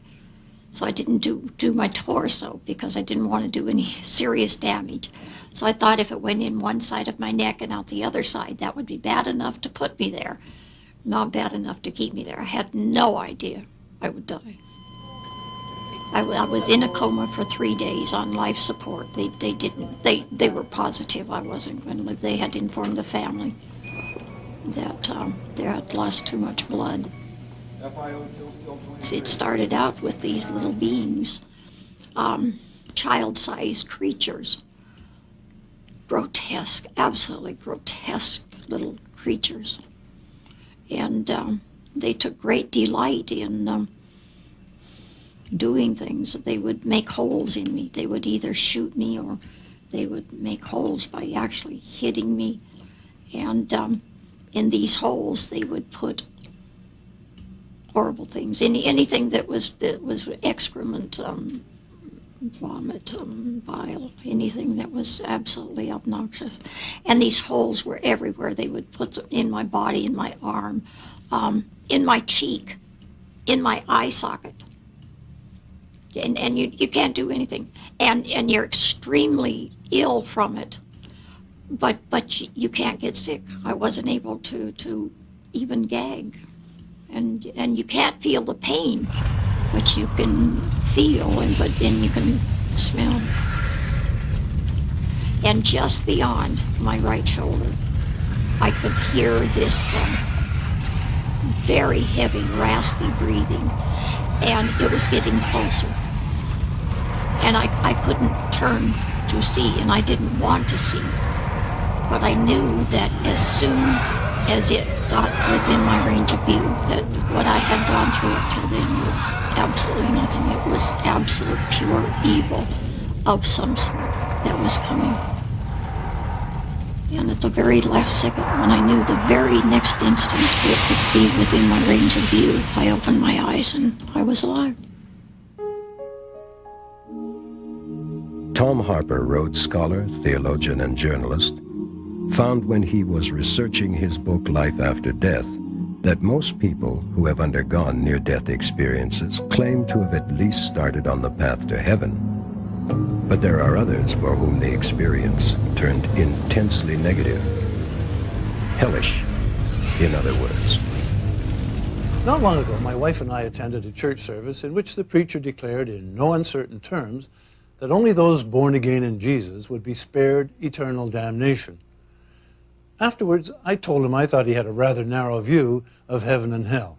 "I do indeed, brother," he thundered at me. "I do indeed." It was obvious he felt we were headed in different directions. Maurice Rawlings, a cardiologist in Knoxville, Tennessee, has been on the front line in operating rooms where he has seen numerous people die and revive. He says we are not hearing about negative near-death experiences because no one wants to admit they've been to hell and back. Unless you're on the floor with the patient resuscitating, at the time, the heat of battle, at the time of their experience, why are you fighting me off, John? What do you see? Is there fire down there? Is the devil there? What's there? Then it all comes out. It's not sublimated into painless portions of the memory. You've caught them red-handed. They can't deny it. It's there. The negative experiences are always been there. They just haven't been captured because the psychologists, psychiatrists that interview these patients for a living, collecting cases of after-death experiences, haven't resuscitated one of the individuals they're reporting. How is somebody going to report a negative experience when they won't even tell their family? It's an F on the report card. Ron Regan spent a good part of his early life stealing, extorting, and beating people up, until the unlucky day he came out at the bottom end of a fight, slashed by a bottle and bleeding to death in an ambulance. And I didn't know what was happening. I thought the ambulance was on fire. And as it filled with thick black smoke, moving through the thick black cloud, almost like a opening in this thick blackness. And at some point I began to hear screams. Multitudes of people screaming and wailing. And the best way I can describe it is it looked like a volcanic crater. And I could see like a huge lake inside this. But it was blazing with fire. I'd never seen anything like this, with the exception of hundreds of gallons of gasoline poured on the surface of water and ignited. But even worse than the sight, I began to see and to know that these voices were coming from those flames. And then I began to see bodies, silhouettes of human beings screaming. on fire, burning, but they weren't burning up. They were in an inferno with flames, but they weren't burning up. And they were screaming, and the smell, if you've ever smelled burning flesh, it was unbearable. And the screams were unbearable, but the most horrible thing was the pain, the emotional pain of loneliness and separation. And I saw other people, and they're saying, Ronnie, don't come here. There's no way out. Ron Reagan became a Christian minister, preaching the gospel from his own experience. Well, I have nothing against becoming a Christian minister. After all, I became one myself. But I have to admit that many researchers in the field of paranormal experience see these kinds of claims as culturally determined. We die the life we live. That the events of our own life are replayed when we die, and that our own religious beliefs and culture is mirrored back and reflected to us in the type of dying experience that we have. So it should not come as any surprise then that people who report hellish experiences are primarily fundamentalist Christians who have a deep belief in hell. To other people, the mere idea is absurd. It worries me that most NDE reports are coming from the States where there is this underlying Christian belief about heaven and hell. People like author Susan Blackmore, once a parapsychologist herself, but now a debunker of myths about the afterlife. I think there may be people who have had unpleasant NDEs, frightening NDEs, who don't dare talk about it because they feel, oh, that must mean I'm a bad person. And so they're really, really frightened and live with a kind of guilt that there must be something they've done wrong. If the truth is that it's just the luck of the draw, what the situation they were in and the chemicals in their brain at the time that produced this hellish NDE, they are suffering guilt for nothing, a remorse for nothing, bad feelings for nothing. And therefore, I think the sooner we can understand these things properly, the sooner we can help people like that see that it's not their fault that they had a hellish NDE. Psychiatrist Dr. Stanislav Grof, who has spent a lifetime studying altered states, speculates that hell may in fact exist in another dimension of time and space. So I see this as a real contact with the archetypal domain that is kind of independent existence, but somehow touches upon that. If you look at the images of hells from different cultures, you'll see the different tortures that are being experienced there. You can see the nooses, the strangling, you can see the pitchforks, the spits, the sharp pains, people cooking or being cooked in cauldrons and so on.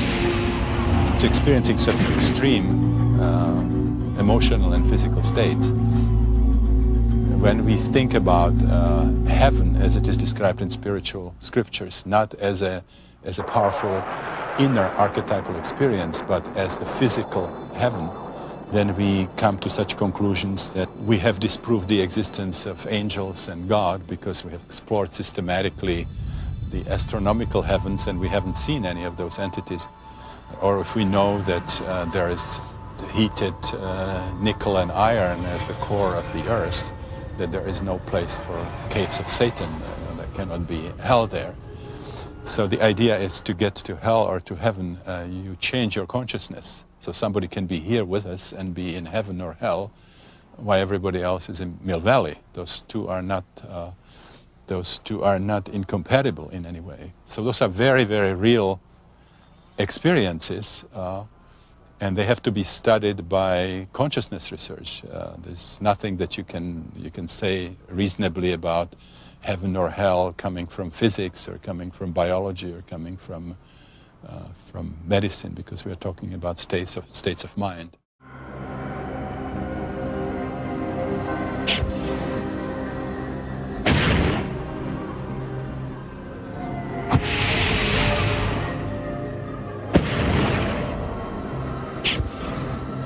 Of course, the tortures of hell are not quite the same to all people, not even to all artists. To some, they are good for a last laugh. As that old atheist Voltaire lay on his deathbed, an ever-hopeful priest tried to convince him to recant. At the very least, to forswear the devil. Voltaire shook his head. "Is this any time to be making new enemies?" he murmured. Most people seem to crave for evidence of life after death. And I think this is quite natural because we spend our lives almost being taught that we matter. You know, I must get a bigger car, a bigger bank balance. I must have people love me and approve of me. I must be nice to them so they'll like me. All of these things are me, me, me. In a way, that's the root of all our suffering. I mean, that's what makes us miserable and disappointed and feeling a failure and so on. And I think it's also what drives the desire for me to carry on forever. Because what's all this been for if I'm not going to carry on and reap the reward somewhere or another? Also, there's the question of suffering. It seems sort of to give an answer to the problem of all the suffering around us, if we think that somewhere people will get their just desserts. I personally don't think any of that's true, because I don't think there is a little me in here who matters. After researching a number of the life reviews, I was amazed to discover my own prejudice as a member of this culture, that we tend to look in terms of up, down. You're a good girl, you're a bad girl. You're a sheep, you're a goat. You go to heaven, you go to hell. That there's a paradigm of opposites that may not, in fact, be true. So, is there a hell? I don't think so. Have we focused more on the blissful near-death experiences rather than the others? Absolutely. We have to wonder why wonderful scholarship has discovered that medieval near-death experiencers saw lakes of fire, frightening folks, and then saw the bliss at the end. And contemporary near-death experiences are almost unilaterally blissful. You have to wonder if it's because we live in a society that doesn't want to be accountable for its wrongdoing and doesn't want to admit that there may be a darker side to life. I think those issues are real, and I think we need to encourage people who have had scary experiences to come forward. We create our own heaven and hell. It's all relative. And in terms of heaven, it's when we feel good, we're in heaven, and when we're in the pits, we're in hell. L'enfer, ça serait un endroit où on doit continuer on continue à être entouré de gens qui ne savent pas s'assumer. On est entouré d'hypocrisie, de mensonges, de pensées négatives. I mean, if heaven is defined as we're all part of a much larger being, then hell is sort of not being completely at peace with that sort of thought. So it's an internal thing as opposed to an external thing. L'entour et l'enfer serait vraiment un endroit où la sensualité ne se développerait pas du tout, ne s'épanouirait pas du tout, mais au contraire, la partie la plus basse et la plus mauvaise de l'homme se contenterait d'exister. There are other hells, beside the traditional Christian one.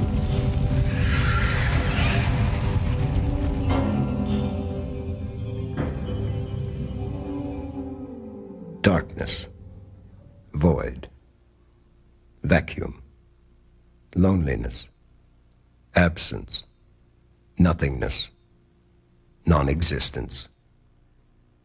What I knew was that I was outside of the hospital, going into the sky.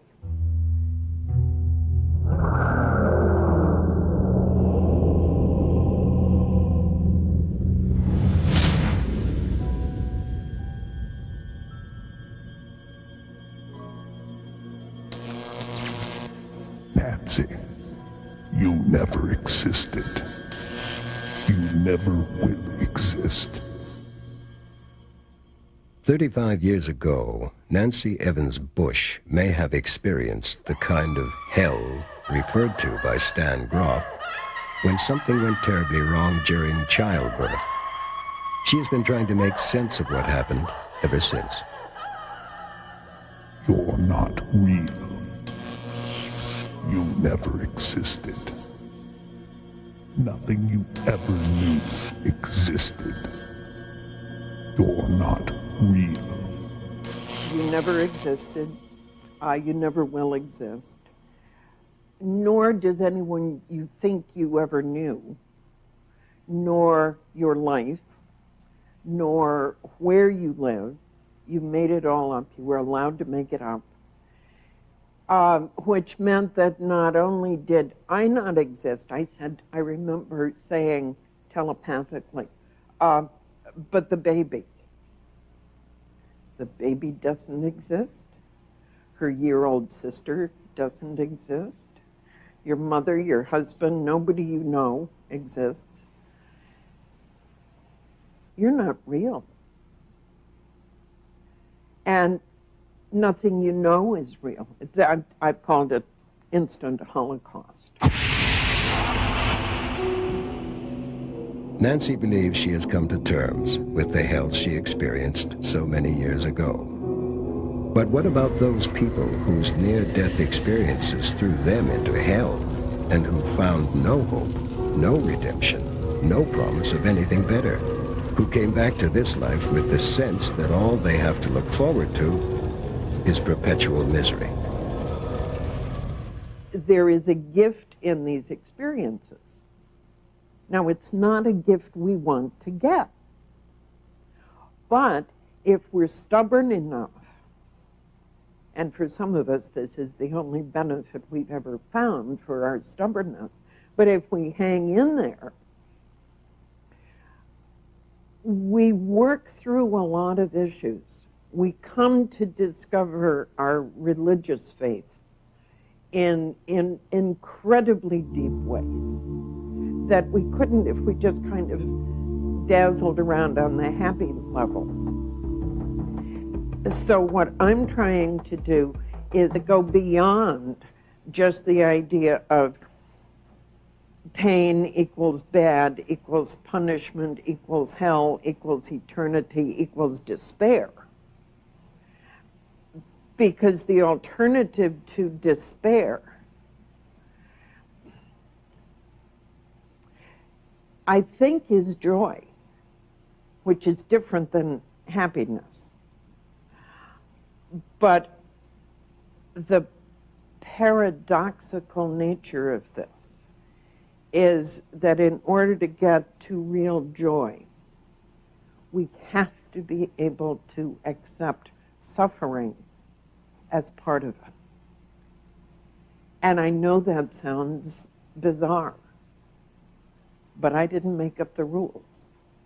And it just seems to work that way. In many ways, the concept of hell is the most difficult of all ideas of the afterlife for contemporary people to deal with. All of us have had moments of pure happiness or supreme exaltation about which we can truly say it was heaven. But hell is a different story. When we say something was hell, we don't mean it in quite the same way.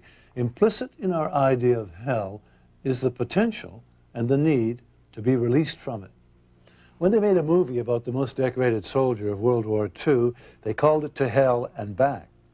As far as I know, nobody's ever made a movie simply called To Hell, which is probably what's most nerve-wracking about hellish NDEs, that uncertainty about escape. Nancy Evans Bush, like any believing Christian, finds reason in her experience by affirming that only through suffering comes ultimate joy. But what if, as some hellish NDEs seem to demonstrate, it doesn't? A troubling question. And to be candid at this point, until more research into hellish NDEs has been done, I'm perfectly content not to know the answer.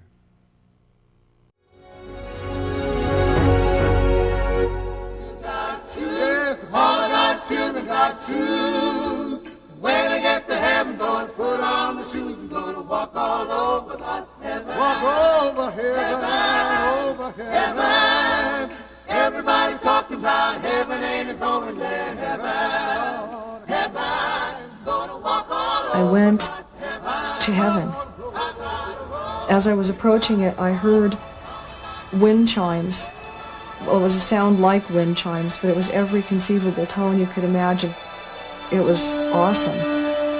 I also heard hymns being sung, and the hymns were being sung simultaneously, but you could hear each individual one.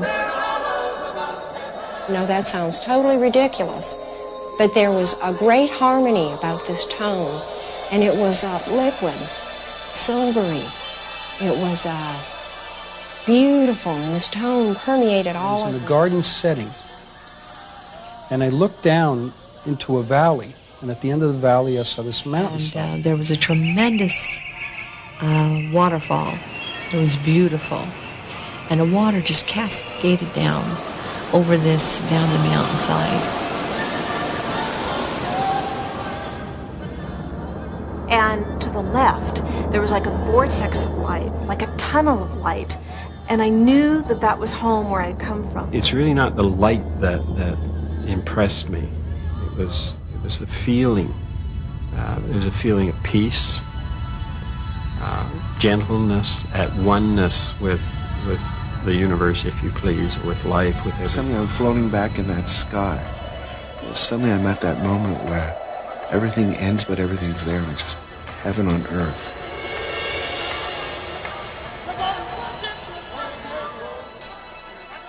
It was beautiful and it was scary. Vicky Umepeg is a blind musician. When she ended up in a terrible car accident, she saw for the first time in her life. I went up through the ceiling as if it were nothing at all. And then I was sucked into this aperture or trough or whatever you want to call it. I really don't know. It was a thing, tunnel. And then I was ejected out on this grass, and there were flowers and birds and trees and people. Flowers, birds, angels, glowing light, deceased loved ones, images of love and warmth, even Jesus himself. Of course, an NDE is only one way of approaching the question of heaven. Does it exist? And if it does, what is it like? But since these experiences are so graphic, it's a good place to start. According to Coming Back to Life, PMH Atwater's study of near-death experiences, 90% of all NDEs are positive. In other words, 9 out of 10 of us think we're headed for the pearly gates. Mally Cox Chapman's book, The Case for Heaven, tells the stories of near-death experiencers who died and went to heaven, and then came back to talk about it. When I started researching The Case for Heaven, I looked at the world religions, what each major religion said about the afterlife, to see how they compared and contrasted. And I set up a tutorial with an astrophysicist to see if I could reconcile 20th century science with what we know about faith. So I've got to admit, I believed in heaven because when I was 4 years old, my grandmother told me there was heaven, and I believed my grandmother. But as an adult, I thought it was intellectually tacky. Astronauts had proven it wasn't in the sky, and Freud had made it pretty clear that wishful thinking exists. So I studied, and after about a year on religions and science, I began to think I knew something, which was probably a bad sign. And I gave a lecture in a small country church in Connecticut, and I was telling a Buddhist story that's rather dismissive of the afterlife. The Buddha was very intent on keeping his followers this worldly. And a woman at the back of the room was shaking her head in disgust. I thought that was pretty interesting and stopped my talk and called on her. And she said, I know there's a heaven because I've been there, and proceeded to tell her congregation of something that had happened to her 23 years before that she'd never told anyone, of being in the hospital miscarrying her 5th child, when suddenly she felt a cold, dark chill, and then enveloped by a warm and comforting light. And she heard a baby cry in the light, and was given to understand that the baby would stay in the light and was fine, but that she herself had to go back to Earth, that her work on Earth was not yet done. When she came back, there was a sheet over her head. She had been pronounced dead by the doctor on call. When she pulled the sheet down over her head, the nurse in the room shrieked and had to be sent home for the day. Now, Dorothy has no fear of death and is absolutely sure that someday, when her work on earth is done, she will see her daughter in heaven. Now, what surprised me and had an emotional impact on me was the consequence of Dorothy's story to her congregation. This was not some flaky weirdo. This was not some egghead who thought she knew a lot about religion. This was the police dispatcher in town, an utterly trustworthy neighbor. She was the lay leader of her church. And it occurred to me suddenly that faith is a three-legged stool. It is scriptures from all the different traditions. It's the traditions that come out of those scriptures that our churches and mosques and synagogues teach us. But there's a third leg, and that's contemporary experience, and that I needed to learn more about it. Although Tina Wolf was raised as a Buddhist, her glimpse of paradise bears a remarkable resemblance to the heaven described by other experiencers. When I had a heart attack, of course I didn't know till afterwards, but I had a beautiful sight. It's almost like a spring, and I was this side of the river, and I know I cannot swim, but I hear the warm, gentle voice calling me from other side, and I'm trying to cross the river, but I cannot find any boat or the bridge to cross over. But this scene, especially the green, I never saw such a soft, warm green. And it was so peaceful. I wanted to cross over, but I just couldn't. The existence of heaven in human thinking was an important consideration for Tom Harper, Rhodes Scholar, journalist, and author of Life After Death, as he researched his book. Near-death experiences seem to suggest that heavenly realms are just on the other side of death's door. But there's another way to approach the question, looking outward instead of in. The fact is that every culture, every religion, every people in history has come up with its own version of heaven, its destination for the spirit after death. They must have something to tell us, or else a lot of very bright people have been wasting a lot of time. There definitely is a heaven, and I have seen it, and I saw the flowers and the trees and everything else there. Yes, I have seen all of it. Well, in certain conceptions, heaven can seem pretty dull, and in others, pretty incredible. But putting aside the specifics, all views of heaven seem to see it as a kind of reunion with a force greater than the individual, and to view death as a gateway to this reunion.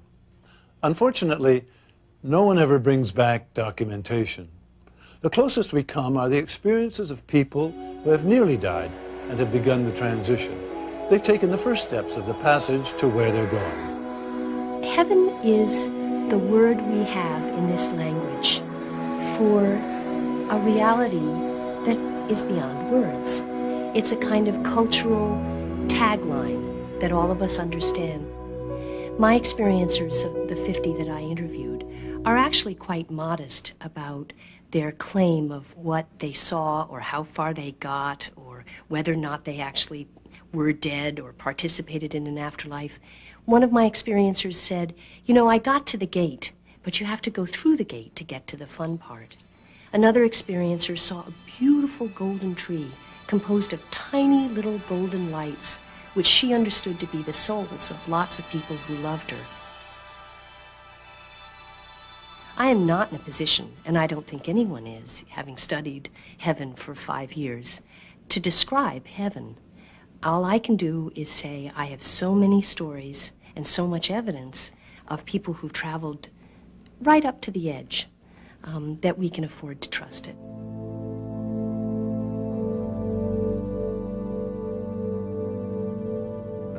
I believe that there is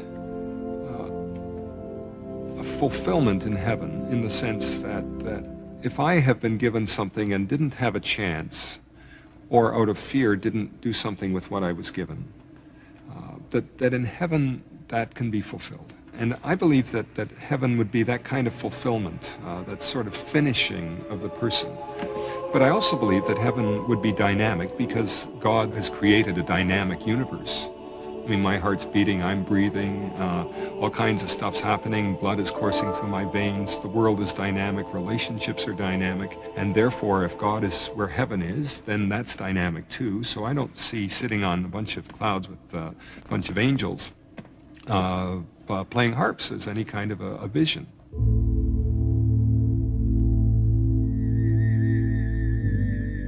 Buddha said that the deliverance from suffering is the only salvation. Man must escape the enslavement of earthly desires. He must divest himself of all illusion of individuality and become one with the universe. Then, and only then, can he enter into the simultaneous extinction and ultimate bliss that is nirvana. To reach heaven is to enter into Buddhahood, to become God. Nothing remains in nirvana except goodness and purity. There was this anthropologist who was doing research on death and dying among elderly people. So he went to South Korea and visited this old age home where the occupants were primarily Buddhists.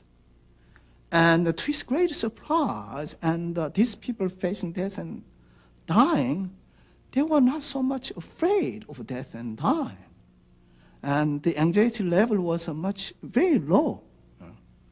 And then the reason he found was they don't have the same concept of death, as people who believe in single life system have. This is not the end. This is not the extinction. It's merely like you go through winter-like a period. You see. So it's uncomfortable, but there's a reassurance. And then you'll come to spring. It's like when the winter comes, spring will not be far behind, you see. So there's hope, and they'll have another opportunity. Islam is a faith of judgment. The Quran asserts, "And we will set up a just balance, so no soul shall be dealt with unjustly. And although there be the weight of a mustard seed, we will bring it forth and take account. And if the deceased has been a true believer, Allah will reward them for their steadfastness with a garden and a raiment of silk. Reclining therein upon couches, they will find there is neither excessive heat nor cold. Its clustered fruits will be brought within easy reach, and there will wait upon them youths who will not age." According to the Quran, heaven is what you would like it to be. It is the ideal utopia. So you'll have huris, you will have spouses, you will have fruits, you will have everything that your heart could desire. The Quran vividly describes the events on the day of judgment, wherein a sort of a scroll or a book, if you like, will be placed in front of each and every person, and recounting each and every minor or major deed or misdeeds which he or she has committed in this world. And they will then be judged according to their deeds. And if the good deeds outweigh the evil ones, the person will go to heaven. And if the evil deeds outweigh the good ones, he or she will go to hell. In traditional native belief, the spiritual and the natural are a unity. Death is part of the life process, and only those who have no idea how to live are fearful of dying. Death is the gateway to our return to the spiritual world. The spirit returns with the setting sun to the sacred way, to reunite with the oneness of the earth. For the Ojibwe people, the land of the dead is like a place of plenty. I think it's because native people traditionally have been hunters and gatherers and had a very difficult life. So in the afterlife, there's plenty of game to hunt. There's plenty of food. In Ojibwe traditions and myths, there's a lot of mention of lots of berries, blueberries, strawberries, raspberries. So there's an abundance of food, but always in the land of the dead, that's where you will find your ancestors and your friends who have passed on. Betty Eadie is the author of a worldwide bestseller entitled Embraced by the Light. During surgery, at the age of 31, she literally died and went to heaven. Today, Betty travels widely and lectures about what happened to her. I saw this pinpoint of light, and this pinpoint of light attracted me. So I turned and I began to travel very quickly, and the light became broader and bigger. The love that was coming from that light began to surround me. And as I came to that intense light, I was taken to a garden. And I say garden because it was so manicured. And there was a tremendous waterfall. It was beautiful. And the water just cascaded down over this, down the mountainside. And everything there was alive. It had spirit. And I could see the beautiful flowers. And they were gorgeous. They are beyond any description. The colors, the fragrance. Again, they moved and swayed in perfect harmony to a melody that they produced, also very perfect for God. And as I came closer to the pond, I looked over, leaned over, and kind of brushed the water to look down into it. And when I did, I saw my spirit for the first time, and I marveled at what was now my appearance, because instead of that, I'm going to cry, so I'm going to have to stop for a minute, if you don't mind. I imagine that Betty Eadie had a near-death experience, a profound experience that really changed her. I think the problem is that she has interpreted it in terms of her own Christian upbringing and has become absolutely rigid about the way of interpreting it. I think she's not at all open to any kind of other interpretation than a very fundamental Christian view that the God she met was the God of her own type of Christianity. I think her experience, like every other experience, was a product of her brain. And I think it's a shame that she is pushing this view of, I know the truth and you're all wrong, because her truth is not by any means the same as other NDEers or other people who've had mystical experiences. And I think that sort of rigid view does more harm than good. Here's something to consider. What do we need heaven for anyway? The skeptic might argue that heaven and hell are nothing more than a system of rewards and punishments we use to justify our own actions and to condemn those of people we don't like. Or perhaps as a way to keep certain people in power and promise others a reward after death, provided they don't make trouble in this life. Is that the real heaven? Pie in the sky when you die, by and by? The promise of prizes? I think both the notion of heaven and hell are tied to the notion of justice and retribution, that in a cosmic sense, that if we live in a universe that makes sense, then we live in a universe that is, in a sense, fair. And that means that there must be, I think, some final drawing of the line, that certain people shouldn't get away with certain things and other people shouldn't have to put up with what they put up with. And that's been a traditional argument in favor of some kind of afterlife to start with, and then some kind of recompense at that stage. You know, a lot of people, probably many more than will admit it, have undergone out-of-body experiences that they feel brought them close to heaven. Indeed, in some cases, all the way there. And a great many more people believe they will encounter such an experience based on the sacred texts and the teachings of their religion. Is it all merely wish projection? Or is there truly a different dimension, as the vast majority have always thought? In the final analysis, most of us believe or intuitively think and hope there is.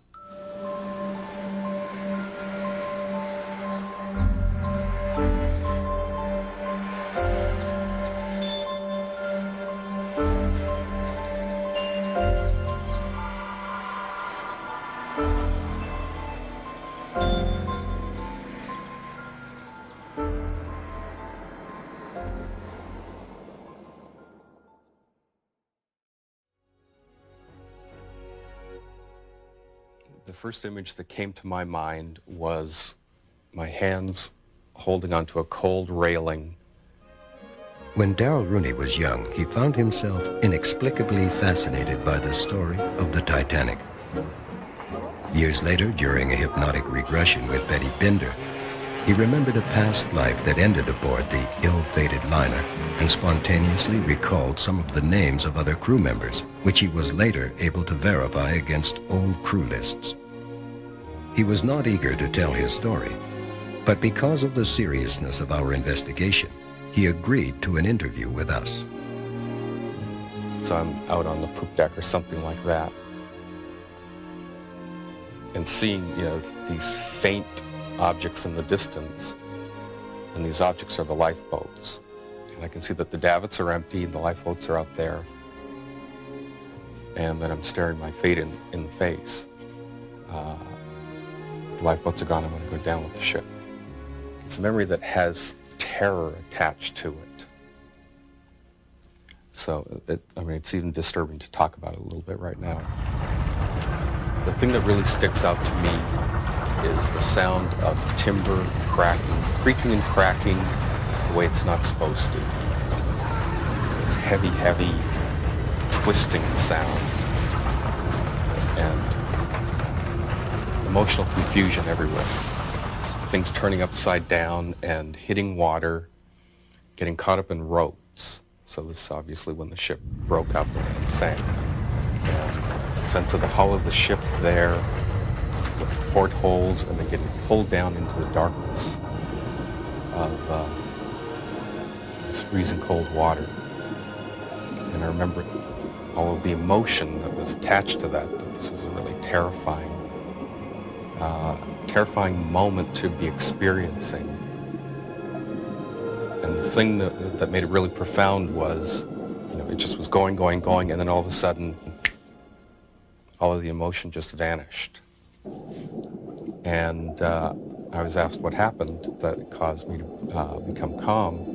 And what I said was that I separated from my body. And that's how I experienced it. Darrell came to me because he was afraid of the middle of the ocean. He was not afraid of seashores. I asked him what was scary for him, and he said, drowning in the middle of the ocean and being eaten by sharks. And he thought I would find that kind of strange, but I didn't. He was feeling very comfortable that I was accepting of whatever his beliefs and experiences were. I don't go around telling people that I had a past life on the Titanic. And, for obvious reasons, because people don't always take kindly to it. But the reason that I'm willing to talk about it is not so much about that experience as what the whole thing's about. The Darrell Rooney that I met in about 1981 had some bleed through from past life memories, and in some ways was very different. The personality who was on the Titanic was very nose to the grindstone. He worked in a boiler room, and he went to work, and on his off time, he would go up one deck to the bar, and he'd hang out with his buddies, and he never had any life beyond his work. And he never went topside until the ship was sinking. And he came to do regression, not related to his work, but related to a phobia that didn't seem to make sense. Stories like Darrell Rooney's convinced Tom Harper, theologian, journalist, and best-selling author of Life After Death, that the whole concept of reincarnation needed special consideration. When I came to this point of my research, I knew that reincarnation, the idea that we keep coming back until we get it right, so to speak, was believed in by some early Christians. I was also aware, of course, that nearly 2/3 of humanity have always believed in it in one form or another over many thousands of years. It was important for me, therefore, to look at it as objectively as possible. I think we keep coming back because we have to learn new lessons, and whatever we're going through now, we're back in school for something. Suffering 103 or whatever. there are too many people on earth to die and go to heaven, because heaven would be awfully crowded. You know? And so that's why I think that you know, people are reincarnated. Mon âme sortira de mon enveloppe charnelle, puisqu'elle ne pourra plus y rester. Et elle repartira dans les ténèbres et elle attendra qu'un autre corps soit libre et souhaite l'accueillir pour continuer à développer d'autres vies sur Terre. Sinon, elle continuera ses activités, mais en dehors du corps humain.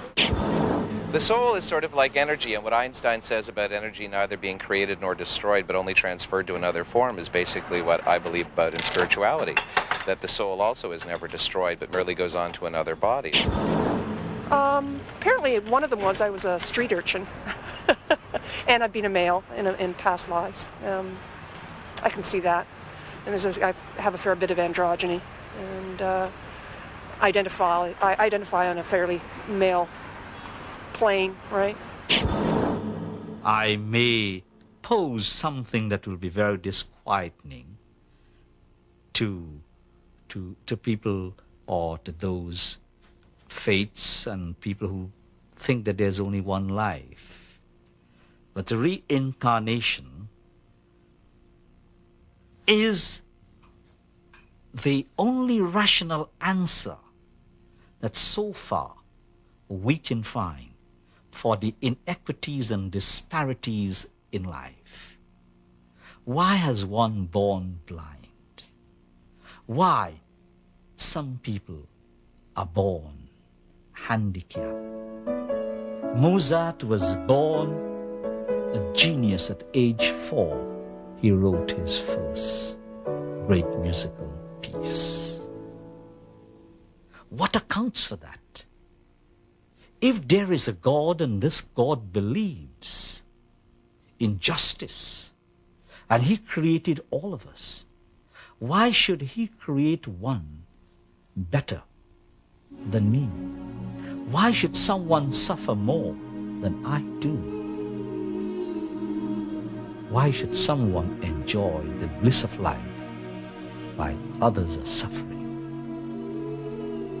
And our answer is reincarnation.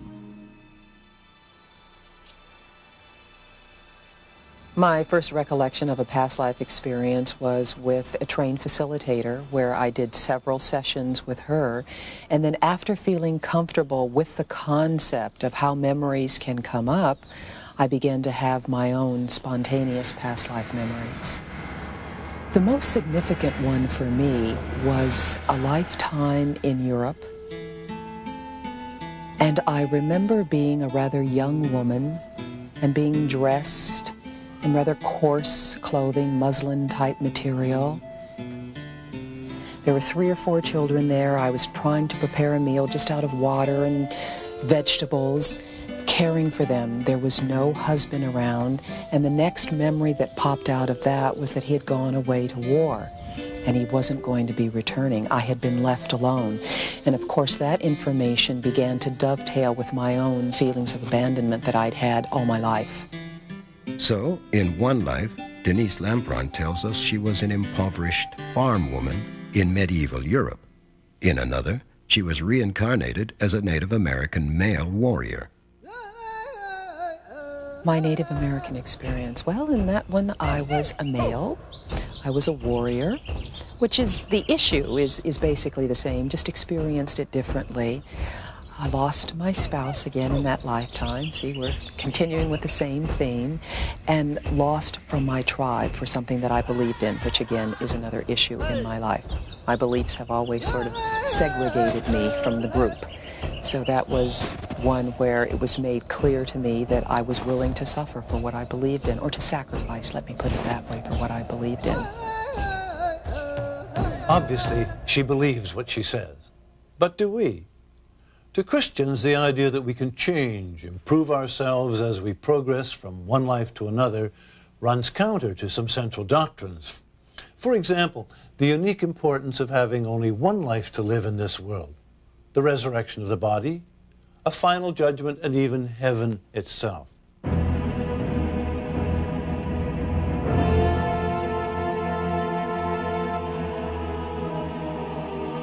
Whether famous, obscure, rich, poor, Oriental, Indian, black, white, a surprising number of people all over the world claim to have had previous life experiences.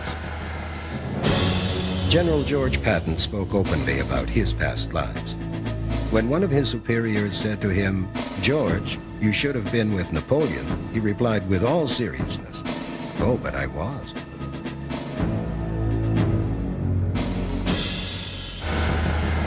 But how can people be sure that they are experiencing a past life? How does the process actually occur? Today, it is often with the assistance of a facilitator. Betty Bender is the president of the Association for Past Life Research and Therapies. Well, what I'm finding is that there's an increasing interest in past life regression, in remembering our past lives, and in the application of this modality to improving the present and improving our, what we might call psychic experiences or our meditational abilities. I feel in part it's because people are looking for alternative healing modalities. In part it's because people are starting to remember their past lives or snippets of them and they want to make sense of it. And in part there's just a tremendous curiosity about it. Dr. Stanislav Grof's research into the mind and consciousness began in Czechoslovakia before he arrived at the Maryland Psychiatric Research Center in the late 60s. Today, he practices in California. Anybody who is doing work with non-ordinary states with an open mind will see powerful past life experiences. It's simply one type of experiences that occur, that belong to the spectrum of non-ordinary states. So you will see people experiencing episodes from other centuries, from other countries and so on, with a sense of personal remembering, not just having that experience, but having a sense, I was once that person.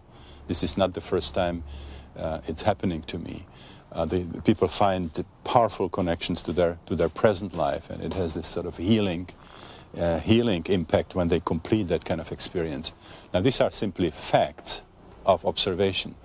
Now, the interpretation of these observations in terms of survival of the same unit of consciousness is just one of the possible theories. It's a very good one. It's certainly much better than what we have in traditional psychiatry, where the whole thing is just discarded as nonsense. I think the whole idea of reincarnation is incoherent. On the surface, it's a sort of attractive idea, and it deals with the problem of suffering. You know, why should I have such a terrible life? Well, because I did something bad in a past life. Why should I be frightened of heights? Because something happened to me in the past life, and so on.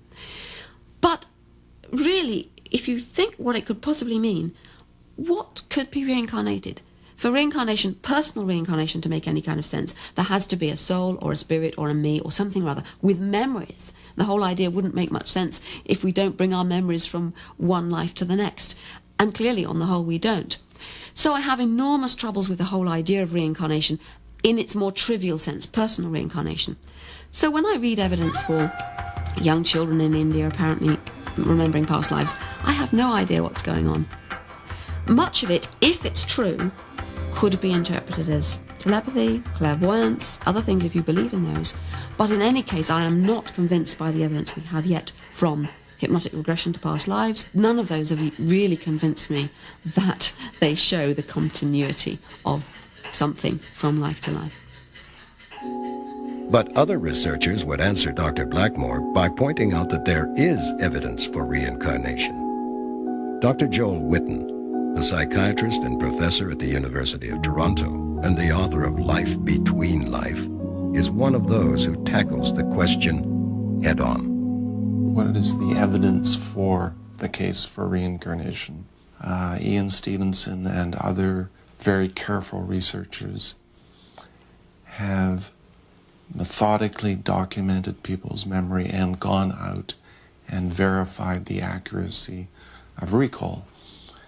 For example, a child may report being such and such a person in such a certain town. They did this, they lived at this address, they were married to this person, and Ian or his researchers will interview the child to get the description, and then go to this place. And Ian Stevenson has well over 2,000 such cases. The bottom line was no one could find fault with his research, with the investigations. And the conclusion was you either accept the hypothesis, the notion of reincarnation, or you're forced to accept the hypothesis of super telepathy. Each of them are, to the Western mind, equally implausible, incomprehensible. And yet, that's what the data says. It's an endless journey, and we living beings are travelers. This is known in Buddhism as samsara, or wheel of life. That means cycle of continued existences or succession of rebirth that an enlightened being goes through different forms of existences. In Buddhism, we view living and dying in successive waves as divided into three divisions: present life and future life and intermediate stage or bardo that takes place between the present life and the future life. In other words, it is important to understand that in Buddhism, life and death is not one's only event. The wheel of life. That raises a great many interesting questions. Do we, for example, retain any of the characteristics of our previous existence in a new one? Can we in some way choose our next incarnation? And perhaps the most interesting of all to me, if we've had past lives, why don't we remember them? There are several responses to that. One is perhaps we haven't had any past lives. This might be our first incarnation. That is a possibility. I have another case where a person hasn't incarnated for so long that they can't, there's nothing they can relate to, sort of like a caveman existence. But children, by and large, do remember. It's been my experience and the experience of many people who are familiar with the idea of reincarnation. If you take a child who's 3 or 4 that has sufficient language to understand what you mean, many children can simply tell you, oh, my name was Ethel, and I was worked on a farm, and I was married to Sam, and I think I had 4 kids. And I think I remember dying when I was 82 or something.